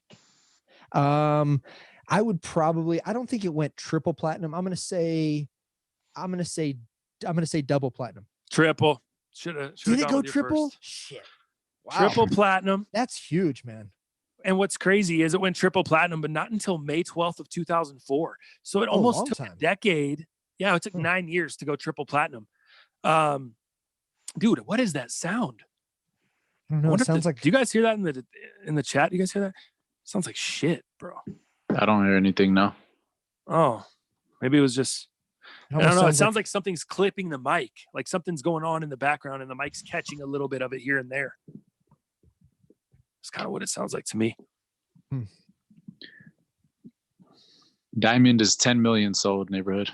10 million sold as Diamond. That's why 50 Cent did 11 million copies. You remember when Kid Rock says I don't remember what song it is, but he's like, I went platinum 7 times. That just sticks with me because I'm like, holy shit, dude, that fool sold 7 million copies of Devil Without a Cause, that first album. Remember that? With the ball and shit on there. That ball with the ball hit hard on the bass, man, in the old Chevy Blazer. I'm just saying, wild. TTF, a little pop quiz for you. Which Eminem album you think went diamond? Oh, diamond. There's a little bit of a trick question here. Why? Because there's multiple. Because I don't know if it would be the one that you were expecting necessarily. Is it the second album? Which one is the second album? Oh shit, Marshall Mathers LP. It was Marshall Mathers LP. Only reason I guessed that is because he made a Marshall Mathers LP 2. He made MMLP 2, and I was like, maybe that's why he wanted to make a second one because that was the best all time. Yeah, got lucky. Marshall Mathers LP. Nice. Look at this. We're doing pop quizzes over here on the show. That's what we've resorted to. Okay, no one says they hear anything, so screw it. I'll just deal with it if it comes back. I don't care. I don't hear it now. It's Thank great. God. See, Hey, John check King out- says Eminem show. I probably would have guessed that if I didn't already know, because it just seems like that would be the one that would have done Right numbers in my like head, that that was what I was gonna say off the instinct, but once I took a little time to think, that's what happened. Hey, That's what I was. Go ahead. check out what else I found as I was looking at things. Can you guys see what that is? A That's Movado watch. No, that's my Timex Expedition. Oh, Timex. Remember- Thought it was a Movado. And the great thing about it is it has something called Indiglo. Oh Remember yeah. Hey, Oh, totally, Dude, totally. this thing I got my senior year and have never touched it. It's been in a drawer. It's been through all the different moves with me, from Kansas to, Montrose to everywhere. And I found it yesterday and I had to reset the time. Still working. I remember when I first got a watch that had that backlight. I just did that all the time. Just thought it was the coolest, Oh, dude, it was efficient. in the car at night. Indiglo wasn't Indiglo. to hurt your eyes. It was efficient. It didn't take much of the battery juice to drain. Rocking Indiglo, like, man, what a great technology. So I'm rocking All right. that. I've got the $500 Apple Watch sitting to the right of me here, but I'm rocking the Timex. That's good stuff. Have you ever owned a Movado, like a nice dress watch like that? Not a Movado. I never the been a nicest real one, watch guy. I did a Citizen Echo Drive. That was kind of the nicest watch that I've ever had in terms of like class. And then I was a big Nixon guy, so I had a bunch of Nixon watches, but Citizen was probably the most class I've had in a watch. Pop quiz. Last pop. Actually, I'm not going to say it's going to be the last. Which big time rapper? It's a well-known rapper. Okay. Which rapper rhymed Colorado with Movado? And bonus points if you can name the song. But if you just know who it was. that's Jay-Z. Oh, it's Jay-Z. What's the song? Stack chips like Colorado, something like, what did he say? Stack. I gotta let you N-words know the time like Movado. My motto: stack rocks like Presidents? Colorado. Was it Dead Presidents? It is not Dead Presidents. Dang, what Dude, song was that? It's gonna surprise you, bro. What if I give you the It was hook? something off of yeah. Taking back the time. That Mary J. Blige? Yeah. I don't really know the words, but I do kind of know a little bit of the words. But Wait. Are you sure? yep, I got it on Genius right now. Can't Knock the Hustle. Jay-Z Can't featuring knock Mary the J. hustle. Blige. Okay. Can't Knock the Hustle. Yep. All right. Yep. Oh man, you know what? There's a classic from the live. What's that live? Jay-Z Unplugged, MTV Unplugged, the live album where Jay-Z did with the Roots. Oh, dude, the live version of that Can't Knock the Hustle is so fresh. He like talks to this super flowing intro in the beginning and shit. It's ill. There were so many like classic Unplugged, man. There was Lauryn Hill. There was Alicia Keys. Like there were so many good ones. Yeah. Even like rock stuff too. I'm sure Dallas knows a couple of like the dude. rock ones. Nirvana and Alice in Chains was dope. Pearl Jam was dope for sure. Did anyone in the chat have it? My No. first nice watch was an automatic Movado. Anna Chuff. Still have it, but it never gets worn. What'd you pay for that thing, Anna Chuff? Curious. What were women doing in the video of the song by the Yin Yang Twins and David Banner? I don't know. I don't remember that video, neighborhood. I'd have to pull it up. John King, reasonable doubt. Yeah, that's what I meant. He said. Oops, sorry. Go ahead, Dal. No, I'm good. Let's do this. Did you guys see the horse tournament over the weekend? Remember we previewed, we talked about that last week? I did. I don't have a damn good thing to say about it. No, you don't miss anything. I was like JJ Redick. I don't know if you saw the tweet from JJ Redick. He's like, I did. He watched like 5 minutes and turned it off. That's the exact same thing I did. It was a nightmare as far as the footage. The footage was a nightmare. It was not entertaining. I didn't really understand the premise. One person, everyone's at their house. You got lower level stars out in their shitty, not shitty, but their regular driveway. Just looks like an average suburban neighborhood. And then you got huge stars in the NBA, and they're in home gyms that look like big, huge, like they're at a rec center or big, huge gyms or arenas. So it was interesting. from that point of view, and I couldn't get behind it. I couldn't follow it. So I didn't watch a ton of it. That's it. Yeah. My thing is I get the whole quarantine thing, and I think they were really probably delicate with that. But I was like, man, how come ESPN couldn't send not a camera crew? That's what I thought was going to happen. How come they couldn't send like a camera and have fucking somebody run it, like with a stabilizer with a tripod on it, that's something that they could move around with, but like rotating like angles with these Dog, every one of these phones? people has a high-end phone that shoots 4K.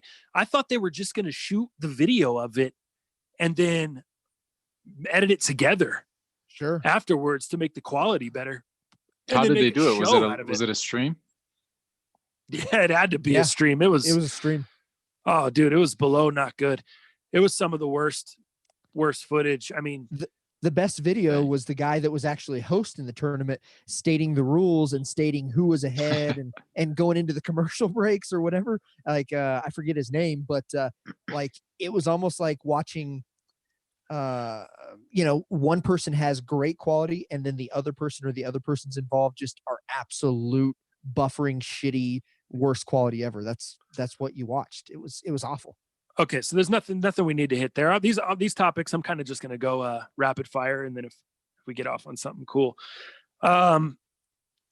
Next I have up here, sticking with NBA, dude. We should have mentioned this earlier in the show, but Karl Anthony Towns' mother, passing away from complications with COVID-19. Man, that's crazy stuff right there. I didn't know that. Oh, you didn't know? Jeez, dude. Yeah. I saw that reported earlier today. 58 years old too, dude. 58 years old. Yeah. Yep. Yeah. She was induced into a coma for quite some time, because I think she had been dealing with this since the latter part of March.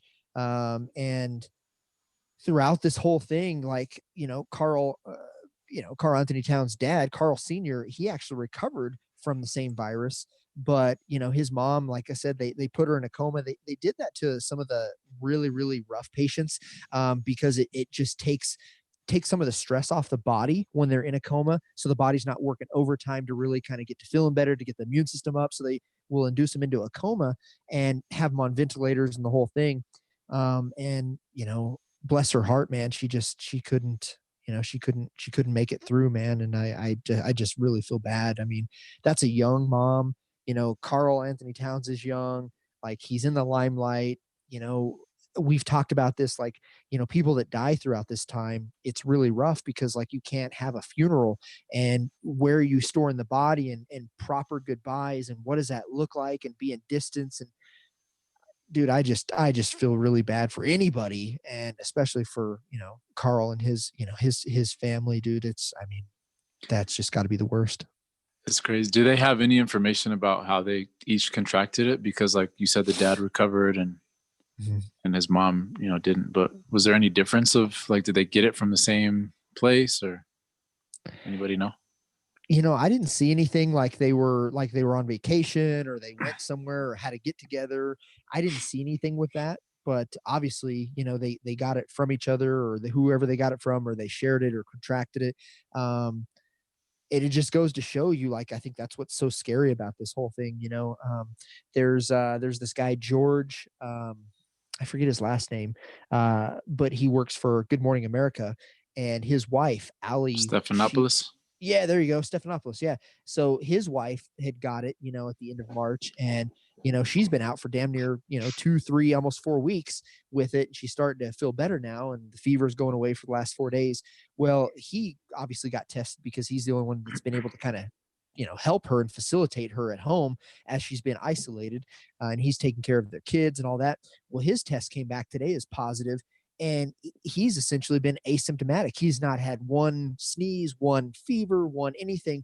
And it just goes to show you, that's why it's so fucking scary. Some of us don't even know if we have underlying issues until we get something of this magnitude. And that scares the hell out of me. Shit. I mean, I know I got a little hypertension and a little bit of, anxiety and shit. Who knows what this could do to my body and my system and my immune system? Could it fend off this thing? I think that's what makes it so scary, is that we're all so vulnerable and none of us know from person to person how it's going to affect one to the other. And that's what's scary. He I agree. he said his mom, Karl Anthony Towns, for all the sports people that don't know, I apologize. Karl Anthony Towns is a star in the NBA for the Minnesota Timberwolves. If you're unfamiliar with who he is, and his mom actually works in the medical field. He said his mother worked for the medical department at Rutgers University for over 20 years. Wow. He often talked about how close he and his mother were with them at the university there. And then, so he basically, here's a statement from him. And then there's a statement that the family put out in a video that Towns put out on social media. He said, she just wasn't getting better. Her fever was never cutting from 103. Maybe it'd go down to 101.9 with the meds, then immediately spike back up during the night. She was very uncomfortable. Her lungs were getting worse. Her cough was getting worse. She was deteriorating. So that's just very, very unfortunate. The statement from the family says the Towns family is extremely grateful for the outpouring of love and support they've received during this difficult time.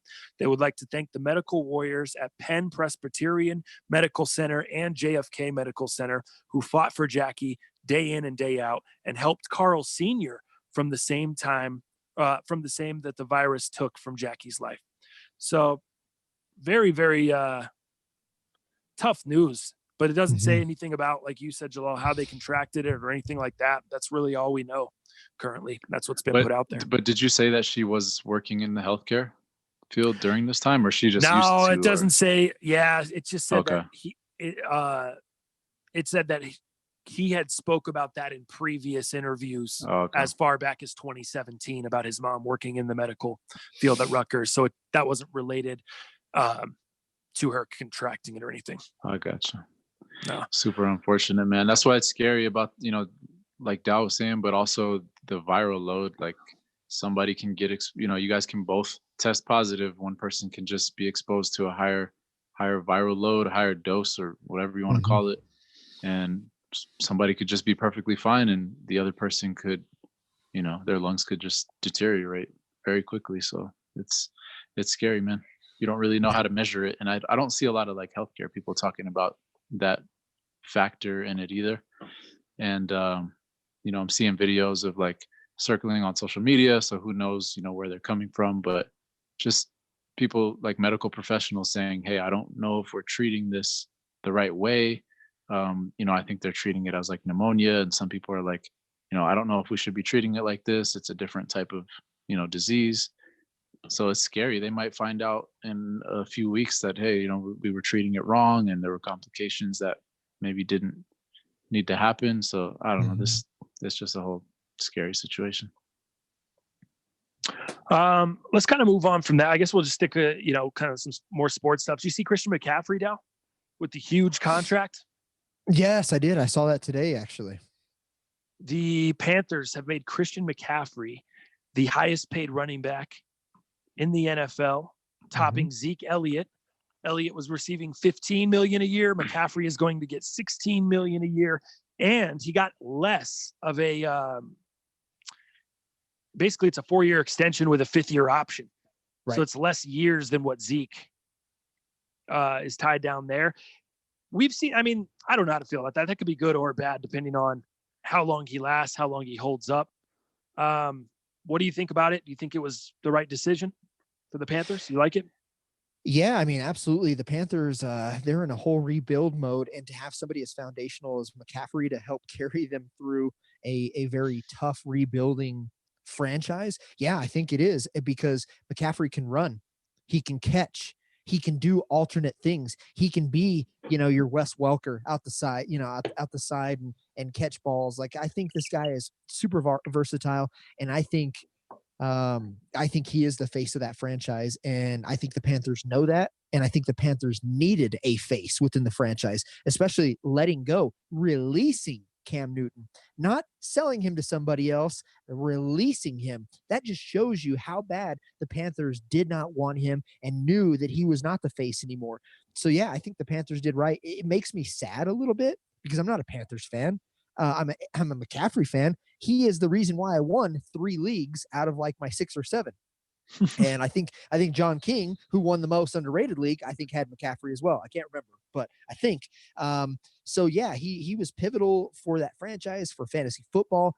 I just wish he was on a different team. I have absolutely no love for the Panthers. I have no feelings for them. I could not give a shit if that team just disappeared. So for me, I feel like it's a waste because they don't have a quarterback yet that can get them to the next level. So McCaffrey is going to be doing he's going to have all the heavy weight for that team, and they're going to run his ass to the ground. And I think that sucks, but he's getting paid for it. A lot of speculation that there was talks of him being traded and all of that stuff. I think I didn't know what was going on at that point. I didn't really have an opinion, but once I saw Teddy Bridgewater become the new quarterback for the Panthers, and I saw the money that they gave Teddy, it was obvious the Panthers are not in rebuild mode. They're not in, hey, let's draft a quarterback and develop him and go through that. So then I knew Christian McCaffrey was not going anywhere. There was no way they were going to get rid of him. Once they signed Teddy, it was on. I knew they were going to ink a deal with him. I'm not surprised they give him big money. John King in the chat says, no way he should be the highest paid running back, but get that bread, I guess. I don't know, bro. I mean, depending on your system, in a certain system, is he the most valuable guy and could he be the highest paid running back? No. But if you're in a system, like if their Panthers are going to continue to use him the way they use him, if he went down to the Saints and he took Alvin Kamara's position down there, who could be he could be the next big payday in this elite level of running backs because he's the same kind of style as Christian McCaffrey. Here's the reason Christian got all that money. 1,400 rushing yards last year, over 1,400 rushing yards. And then he also had 116 catches on the season. He's not a wide receiver. And guess how many receptions guess where he fell on the total number of catches list? Second behind Michael Thomas. Yeah. Are you kidding me? How is that guy not worth the highest paid? Depending on how you use him, if you get that kind of use out of him, he is worth it. That's what I'm saying. And he's a game changer. He's a breakaway speed kind of guy. He can run away from you. He can run between the tackles. Obviously, he can catch the ball. He can line up in the slot. You can do, if you have a creative offensive mind, I pay this guy whatever he demands. The numbers don't lie. The guy's worth the money there. I'm with you. Who do you want, Saquon or CM? Again, it depends on the system. On the system. It all depends on who your quarterback is, what kind of shit you're running. It really just depends. But dude, let's be real. Christian McCaffrey's smaller, but he's shown to be more dynamic than Saquon Barkley, and he's shown to be Saquon Barkley's shown to be more injury prone. I think Christian's been healthier longer than Saquon. Mm-hmm. Saquon's been hurt, and he's bigger. That's interesting to me. I worry about the lack of protection. Yeah, that McCaffrey, he's smaller. You know, he seems like he could get hurt a little easier because he just, he's a small guy in the NFL. But this guy's limber. He's obviously a well-proven athlete. But I think his versatility, I mean, if it's me, his system makes the big difference. But for me, I'm taking right now based off injury prone, based off the versatility. And I know it's a system thing, but I'm taking McCaffrey over Saquon. Saquon can't catch the ball like McCaffrey. There's no effing way. But Saquon can run over people because of his size. He can take people out. He can change the game dynamics. But again, it's all the Panthers have built a system around Christian, and that's why it's so versatile, and that's why it works. You have a great quarterback who's successful. You get a receiver to step up or two, because I know what David Moore over there. They've had a couple others. I can't even name right now. Olsen, he's out of there. I thought he was going to retire, but he's with another team already. Is he with the Packers franchise? Is that where Olsen went? Dude, this offseason. You got me. Fuck, I have no idea. I know now. he left the Panthers. I know the Panthers. Obviously, they sent quite a few guys on their way, but I have no idea where Olsen went. Let me see. I'll look it up for you. I forgot. Seahawks. That's right. Seahawks. He's out there with. He's out there with what's his name? Jacob Hollister. Yeah, that's gonna be That's gonna be a lethal combo with Russell Wilson. If you're doing double tights, or you got Hollister playing fullback, you could run that guy out of the backfield too. Well, dude, and Olsen at his age and the injuries that he's had, dude, numerous, like season after season after season, the last 2 seasons, like Hollister opens him up to not have to have such a heavy workload. So that could work really well. I'm excited for Russ. You know what? I take it back. John King, it doesn't matter on the system. I'm taking Christian McCaffrey over Saquon Barkley and Zeke Elliott every time, and here's why. If you shut down his best attribute, which is running the ball, the guy runs the ball. The guy's a running back. He's paid to run the ball. But if you shut that down, how many times have we seen a running back having a great season and then he meets the right coach and they come up with a good defensive game plan and they completely stymie that running back and shut him down? It happened with the Broncos against Zeke Elliott week 3 or 4 a couple years ago. Trevor Siemian, the quarterback, they were starting out 3-0. It was looking nice and then everything fell apart. But at that game, Zeke was hot. Zeke was pounding the ball. Benny, what are you doing? My dog's, I don't know, he's giving him some shit. But anyway, they shut Zeke down and Zeke couldn't do anything else. You can't shut Christian McCaffrey down fully, because if you take him away as a runner, he can still hurt you in the passing game. He could still hurt you doing something completely different. He could line up a wide receiver. He could line up in the slot. You could be throwing him screens out of the backfield. There's so many ways he can still hurt you if you take him away running the ball. That's why he's getting paid what he is. I agree with that. And the only comparison I have with that was at his time, not anymore. I want to repeat that, not anymore. Ty Montgomery, dude, from the Packers. He showed some versatility, kind of like a Christian McCaffrey. Remember? And I think with fantasy, that 1 or 2 years, you could actually draft him as a running back or as another position, maybe even a receiver. Am I correct on that? Do you remember when you could do that with Ty Montgomery? Oh, yeah. Totally. So he's the only other one that I could kind of see that has that comparison of, like, you shut the running game down, Ty Montgomery, Christian McCaffrey can still give you production in some facet. Oh, my goodness. John King has given him no credit. Elliott, Saquon, Henry, and then Christian McCaffrey. No way. Oh, wow. No way. He said if it doesn't win football games, though. Talk to me about winning. We're talking about Saquon Barkley. Talk to me about winning football games, John. Yeah. That guy, not to mention the guy's not even on the field the whole season. Were the New York Giants, were they even a 500 fucking team? Nah, not at all. Nah. All right, let's move. Let's do this as we're kind of finishing up with sports here. You tweeted out an announcement for a sports book here in Colorado. Yeah. It looks like it's official. We've speculated about it. Which casino? Are they going to put them at multiple casinos? When are they going to build it? You have all the info. Fill me in, Dal. I do, man. So you have a famed Superbook brings its Vegas brand of sports betting to Colorado. This is called the Superbook, which is one of the most popular sports book in Las Vegas. It has massive space, a huge board, all this betting, the betting odds that you can ever imagine. This Superbook, as what it's called, the only location is in the Westgate Casino in Nevada. So again, I haven't actually been there. It is just a world-renowned Superbook, sportsbook for this place, but they are coming to Black Hawk, Colorado, dude, in partnership with Jacobs Entertainment. And this sportsbook second shop will be at the Lodge Casino in Black Hawk, dude, which obviously Black Hawk, a former mining town turned gaming destination, about an hour outside of Denver for you non-locals. And it looks like this all comes from obviously Colorado. In November, they passed the proposition, I think it was Proposition DD maybe, to legalize sports betting, which was effective May 1st. It sounds like they are already building this place. They're already getting it up and running in terms of, like, the demo work and the construction. But here we go. With the financing from Vegas and the operation, I'm sure it'll run seamless. I can't wait. And it sounds like over 90% of these of betting is really going to be based off of mobile devices. So it's obviously going to geotag you, make sure you're within a certain vicinity, just like they do in Vegas, for example. I'm sure they do that in Atlantic City, Jersey, all those places. But it sounds like they're expecting to not even have a lot of people there. It's going to draw some attention. But they're already stating that 90% of Coloradans are going to be betting from their phones, and it's going to be a great experience. I'm looking forward to it, man. I'm excited. Yeah, so that's neighborhood says black what? Oh. Every time somebody says Black Hawk, it's just type it out for him in the to chat. Yeah, Black Hawk. Hetty said Ameristar will be way better. Yeah, Ameristar does everything better. This is just the first. For sure. This is the first to be announced.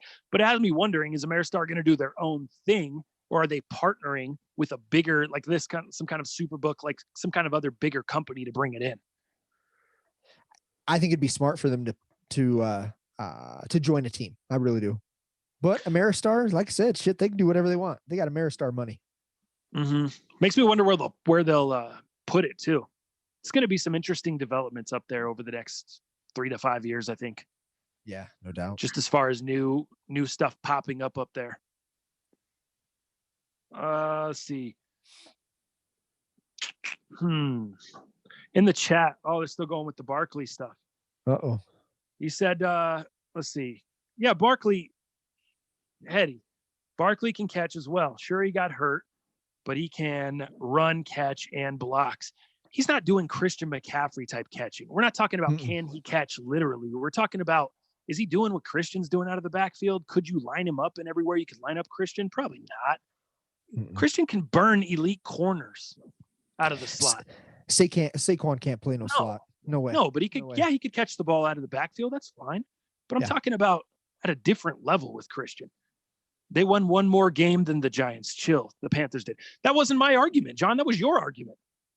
You brought up record. I wasn't concerned with that. I didn't say it doesn't translate to winning games. I think it does with the right system. Mm-hmm. His year last year doesn't. I mean, his quarterback was Kyle Allen. Let's relax.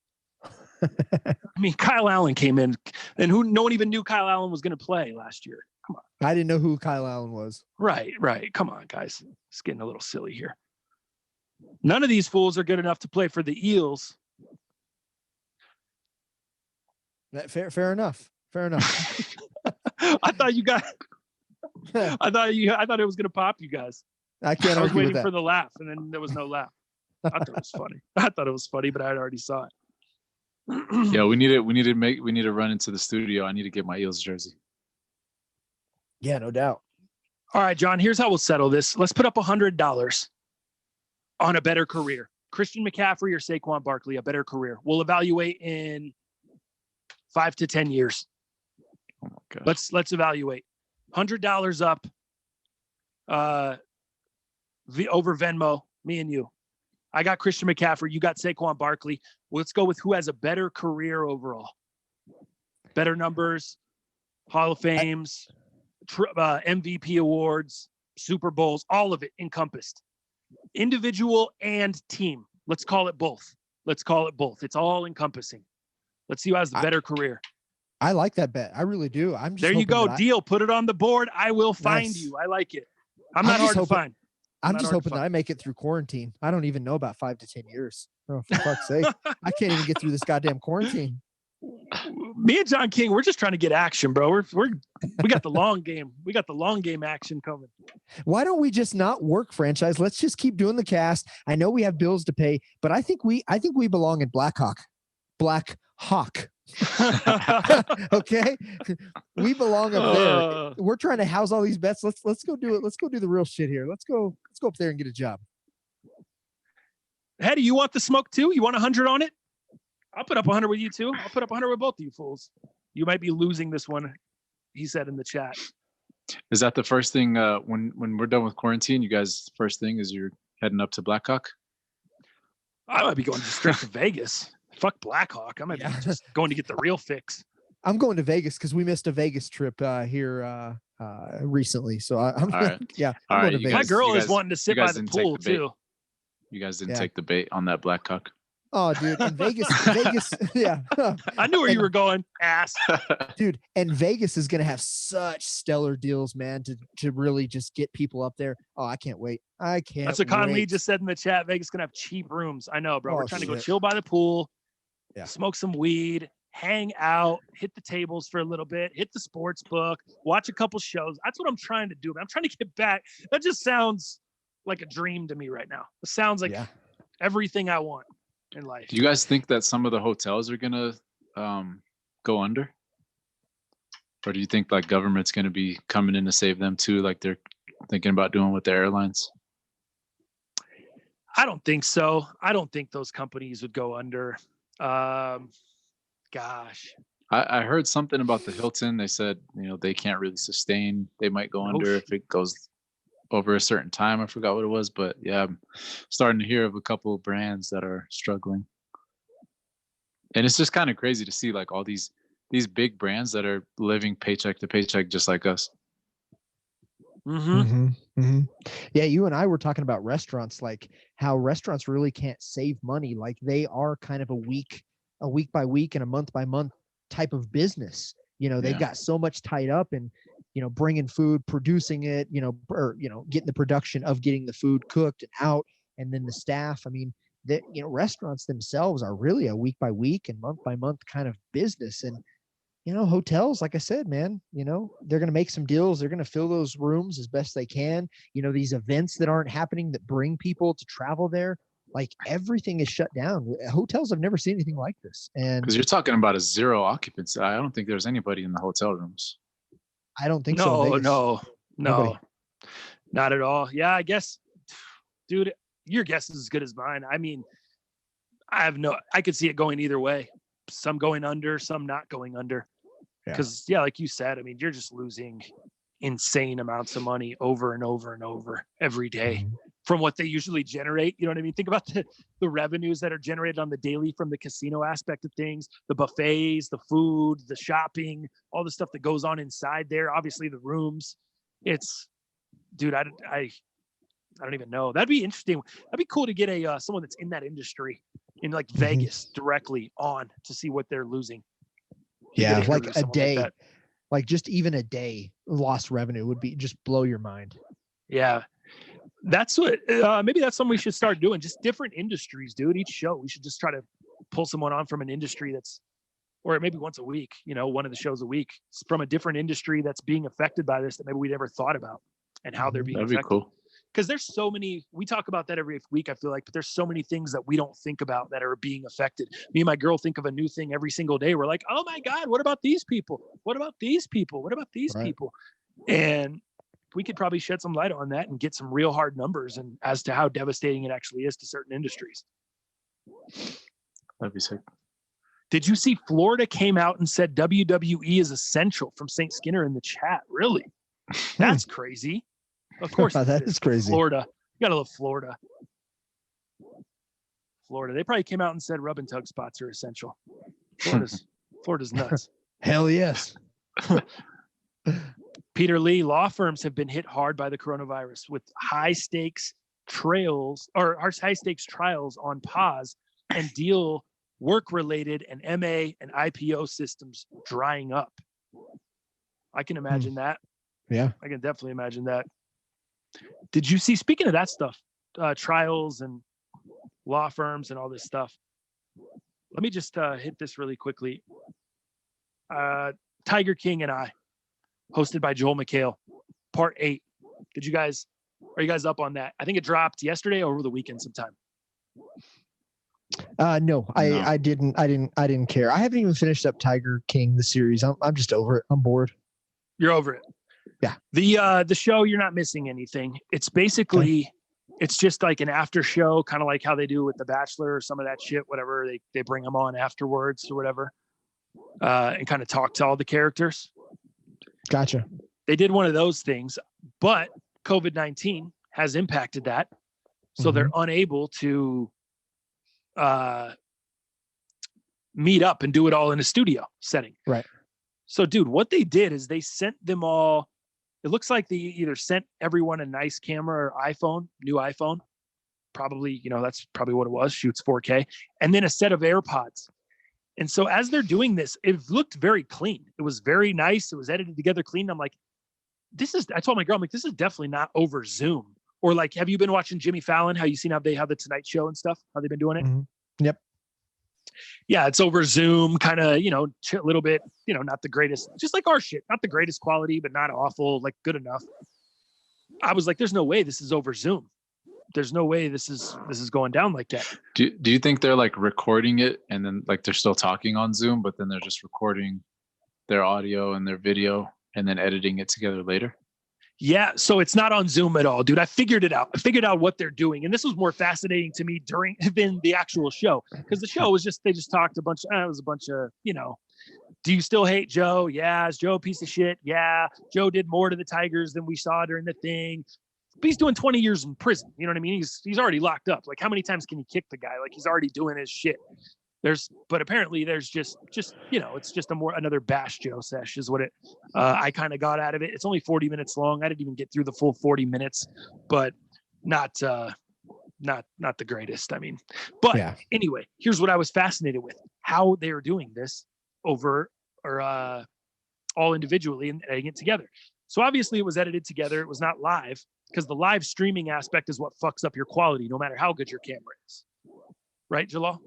That's what I understand. Yeah, pretty much. Okay. The audio quality just gets crunched down, so it could feed it through video. Directly. Yeah. Right. So what they did is they have like really nice 4K quality on everybody, including Joel, and they all are wearing AirPods. They're all wearing AirPods during the show. So I feel like Netflix sent everyone a set of AirPods and a camera or an iPhone. They recorded it, or they told them to record it, their video, and then they're on the phone with Joel McHale. So they're not seeing Joel McHale on their screen. They're just recording themselves and listening to Joel and talking into the phone as if they, you know what I mean? Mm-hmm. They probably just told them, look into the camera like you're talking to the audience, but you're going to be hearing Joel in your ears, but we're not going to use that phone call audio. We're going to use audio from a lav mic that we put on. So basically they laved him up to capture good, clean audio. They hear Joel McHale's questions in their ear, and then they answer on a good quality mic with the lav, or on a good quality lav mic, and then they're on good quality camera. So then they just piece it all together afterwards. Yeah. So that's how it all went down. And also they interviewed them one by one. So it wasn't like a question for this guy, question for this guy, question for this guy. It was a few questions here, cut them off. A few questions here, cut them off. And then they had like a panel over on, like it had Joel McHale over here. And then as he would start a segment with the new guest, it showed like all the 8 guests over here.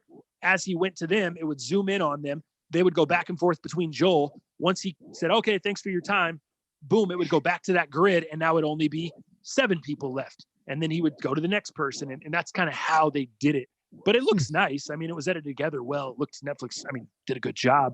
But you could tell some of those hicks and hillbillies never used AirPods in their life. I mean, one of the guys was using AirPods and things sticking out like here the whole time. It looks like shit.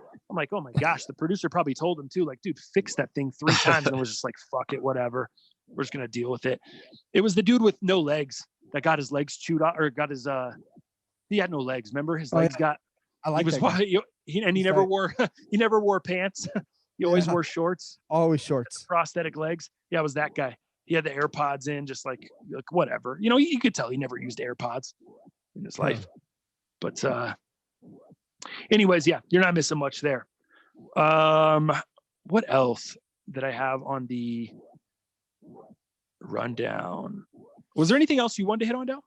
I did read something about health officials warning the American, just people in general, that concerts may not return until the fall of 2021. They're stating so, like these. A year and a half. Dude, fall that's of 2021. Yeah, so check this out. So in a conversation with the New York Times, a top world health official cautioned that concerts might not return until the fall of 2021. Dr. Zeke Emanuel is the director of the Healthcare Transformation Institute at an Ivy League school, the University of Pennsylvania, as well as the special advisor to the Director General of the World Health Organization. And he explained that office and manufacturing jobs have a chance to return sooner because of social distancing measures that can be followed. But any type of large gatherings, i.e. concerts, would be the last to return. And that's what some of the latest health experts are saying. Fall of 2021 before we can see concerts. Like, how crazy is that, dude? That's wild. That's super wild to me. A year and a half away. I can't even. That's going to hurt a lot of people. Yeah, I mean, concerts, and then you think like, well, what's next? Like, you think about these NBA events, the sporting events, just in general. Like, how long are we going to have to go with nobody in the venues? Nobody, that except for the people that have to be there. But even the people that have to be there are still going to be more than probably what gatherings are allowed to be, right? So you're still going to see more than 10. You're still going to see more than 20 people to have a production of an actual sporting event. Aside from the UFC, the UFC said they could do it under 10. I said, fucking crazy. But Errol Hawani was he was interviewing DC, and DC was like, he was kind of telling the mapped out process to this April 18th event that was going to happen. And he was talking about the instructions given by Dana and the UFC, and it was pretty planned out, like to a T. Now would have gone off, like it should have and like it could have, who knows, but it really concerns me, man. I'm a big music guy. I mean, there's times that I'm seeing at least 1 or 2 concerts a week, and then I'll go a month without seeing one, and then I'll go back to seeing, another 1 or 2 a week. Like, this is a big hurt, obviously, for Robin and I's bonding time, our relationship. And then you just think about the revenue, the tours that are involved, bands breaking up, musicians, artists falling by the wayside. Who knows what can happen, but that was pretty disheartening, and I wanted to share that. Yeah, no doubt, man. Crazy. I just think that, what do you think? I was going to ask you guys that off the top, and we just flowed through the show today. We did sneakers early. We just flowed around, jumped around. But to kind of wrap up here, how long until you think things are going to get back to normal? Like, just as far as, okay, that's a broad stroke. I'm sorry. Like, you're talking about concerts 2021. I guess, just like regular sporting events where we could all just go to a game. I'm thinking like Rocky shit, Nuggets shit, like that stuff. Because Marco in the chat says, I'm calling it right now, no NFL season this year. Yeah, I think that he's doesn't right. start till the fall. Yeah, that could be. I think, what I think you'll see? I think you can see some like golfing events, maybe some of the golfing events. I don't know about majors necessarily, because again, you talk about production value. I don't really know what it takes to, produce a Masters tournament, the Open tournament. But, some of the smaller tournaments, I think you could probably facilitate that in terms of social distancing. But and then like going back to work, wearing masks, things like that, still practicing social distancing. I think that happens sooner than later. But in terms of like where we can all go to events, live events, be there in the flesh, sitting right next to fucking people you don't know. I don't know that we see that by the end of the year. And the only way that we do, in my opinion, is if we have a fucking vaccine. But then when we have a vaccine, there's going to be like wait lists, and celebrities are going to get taken care of. People with money are going to get taken care of first. And the people that actually are going to go to the sporting events that are sitting in the fucking, what's the seats at the Rocky Stadium? What do they call that? The rock pile? Rock pile. Yeah. Yeah. People sitting in the rock pile like you and I, we ain't going to get no vaccine anytime soon. So yeah, I mean, I don't think none of us are going to be able to go to live events like that until we have a vaccine, and then till the vaccine is kind of readily available. That's what I would say. I don't know. I could be wrong. Yeah, because you got to think about, FDA approvals and trials, and not only do they have to come up with the vaccine, they have to test it. They have to make sure, even when they roll it out, I don't know if I'm rushing to go get a vaccine because, who knows what the side effects are going to be or any of that stuff. So you heard Lil Jon say that on the beat battle the other day. He was like, when they come out with a vaccine, don't be taking that shit. Everyone has their own theories on vaccines. The conspiracies, so it's like, yeah. Even when to your point, even when the vaccine comes out, who knows how many people, I'm sure there's going to be a sizable amount of people that aren't taking their, super anti-vaccine and getting vaccinated, getting their kids, all that. I mean, it's all you want to see a little, you want them to work out the bugs. It's like a software update.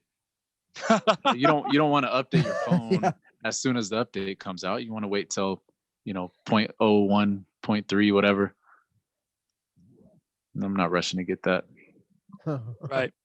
I don't know, when there's a software update available, I'm rushing out to get it on my Apple. There's no doubt about that. But vaccine, I'm going to slow play it. I'm going to let everybody else get hooked up first, and then we'll see how it goes. But man, there's so many theories right now on Bill Gates, predicting this, and he's a part of this. And now with Google and Apple being paid to design this tracking system on COVID-19, like, I get the conspiracies, I get the, the scared tendencies, but fuck, man, I don't know. I'm like Cobra Kai, live or die, man, live or die, from the Karate Kid. I'm gonna say live, and if it takes a vaccine to live, I'm gonna try to live, because I want to be here for you guys. You know what I mean? John King says, he said 2021, January 2021, before we can just be out and about. So that means you're saying before you can go back to Disney? He said no crowds before 2021. So you're saying no Disney. You can't even go back to take your kids to Disney before then. He said he called it 2 weeks ago.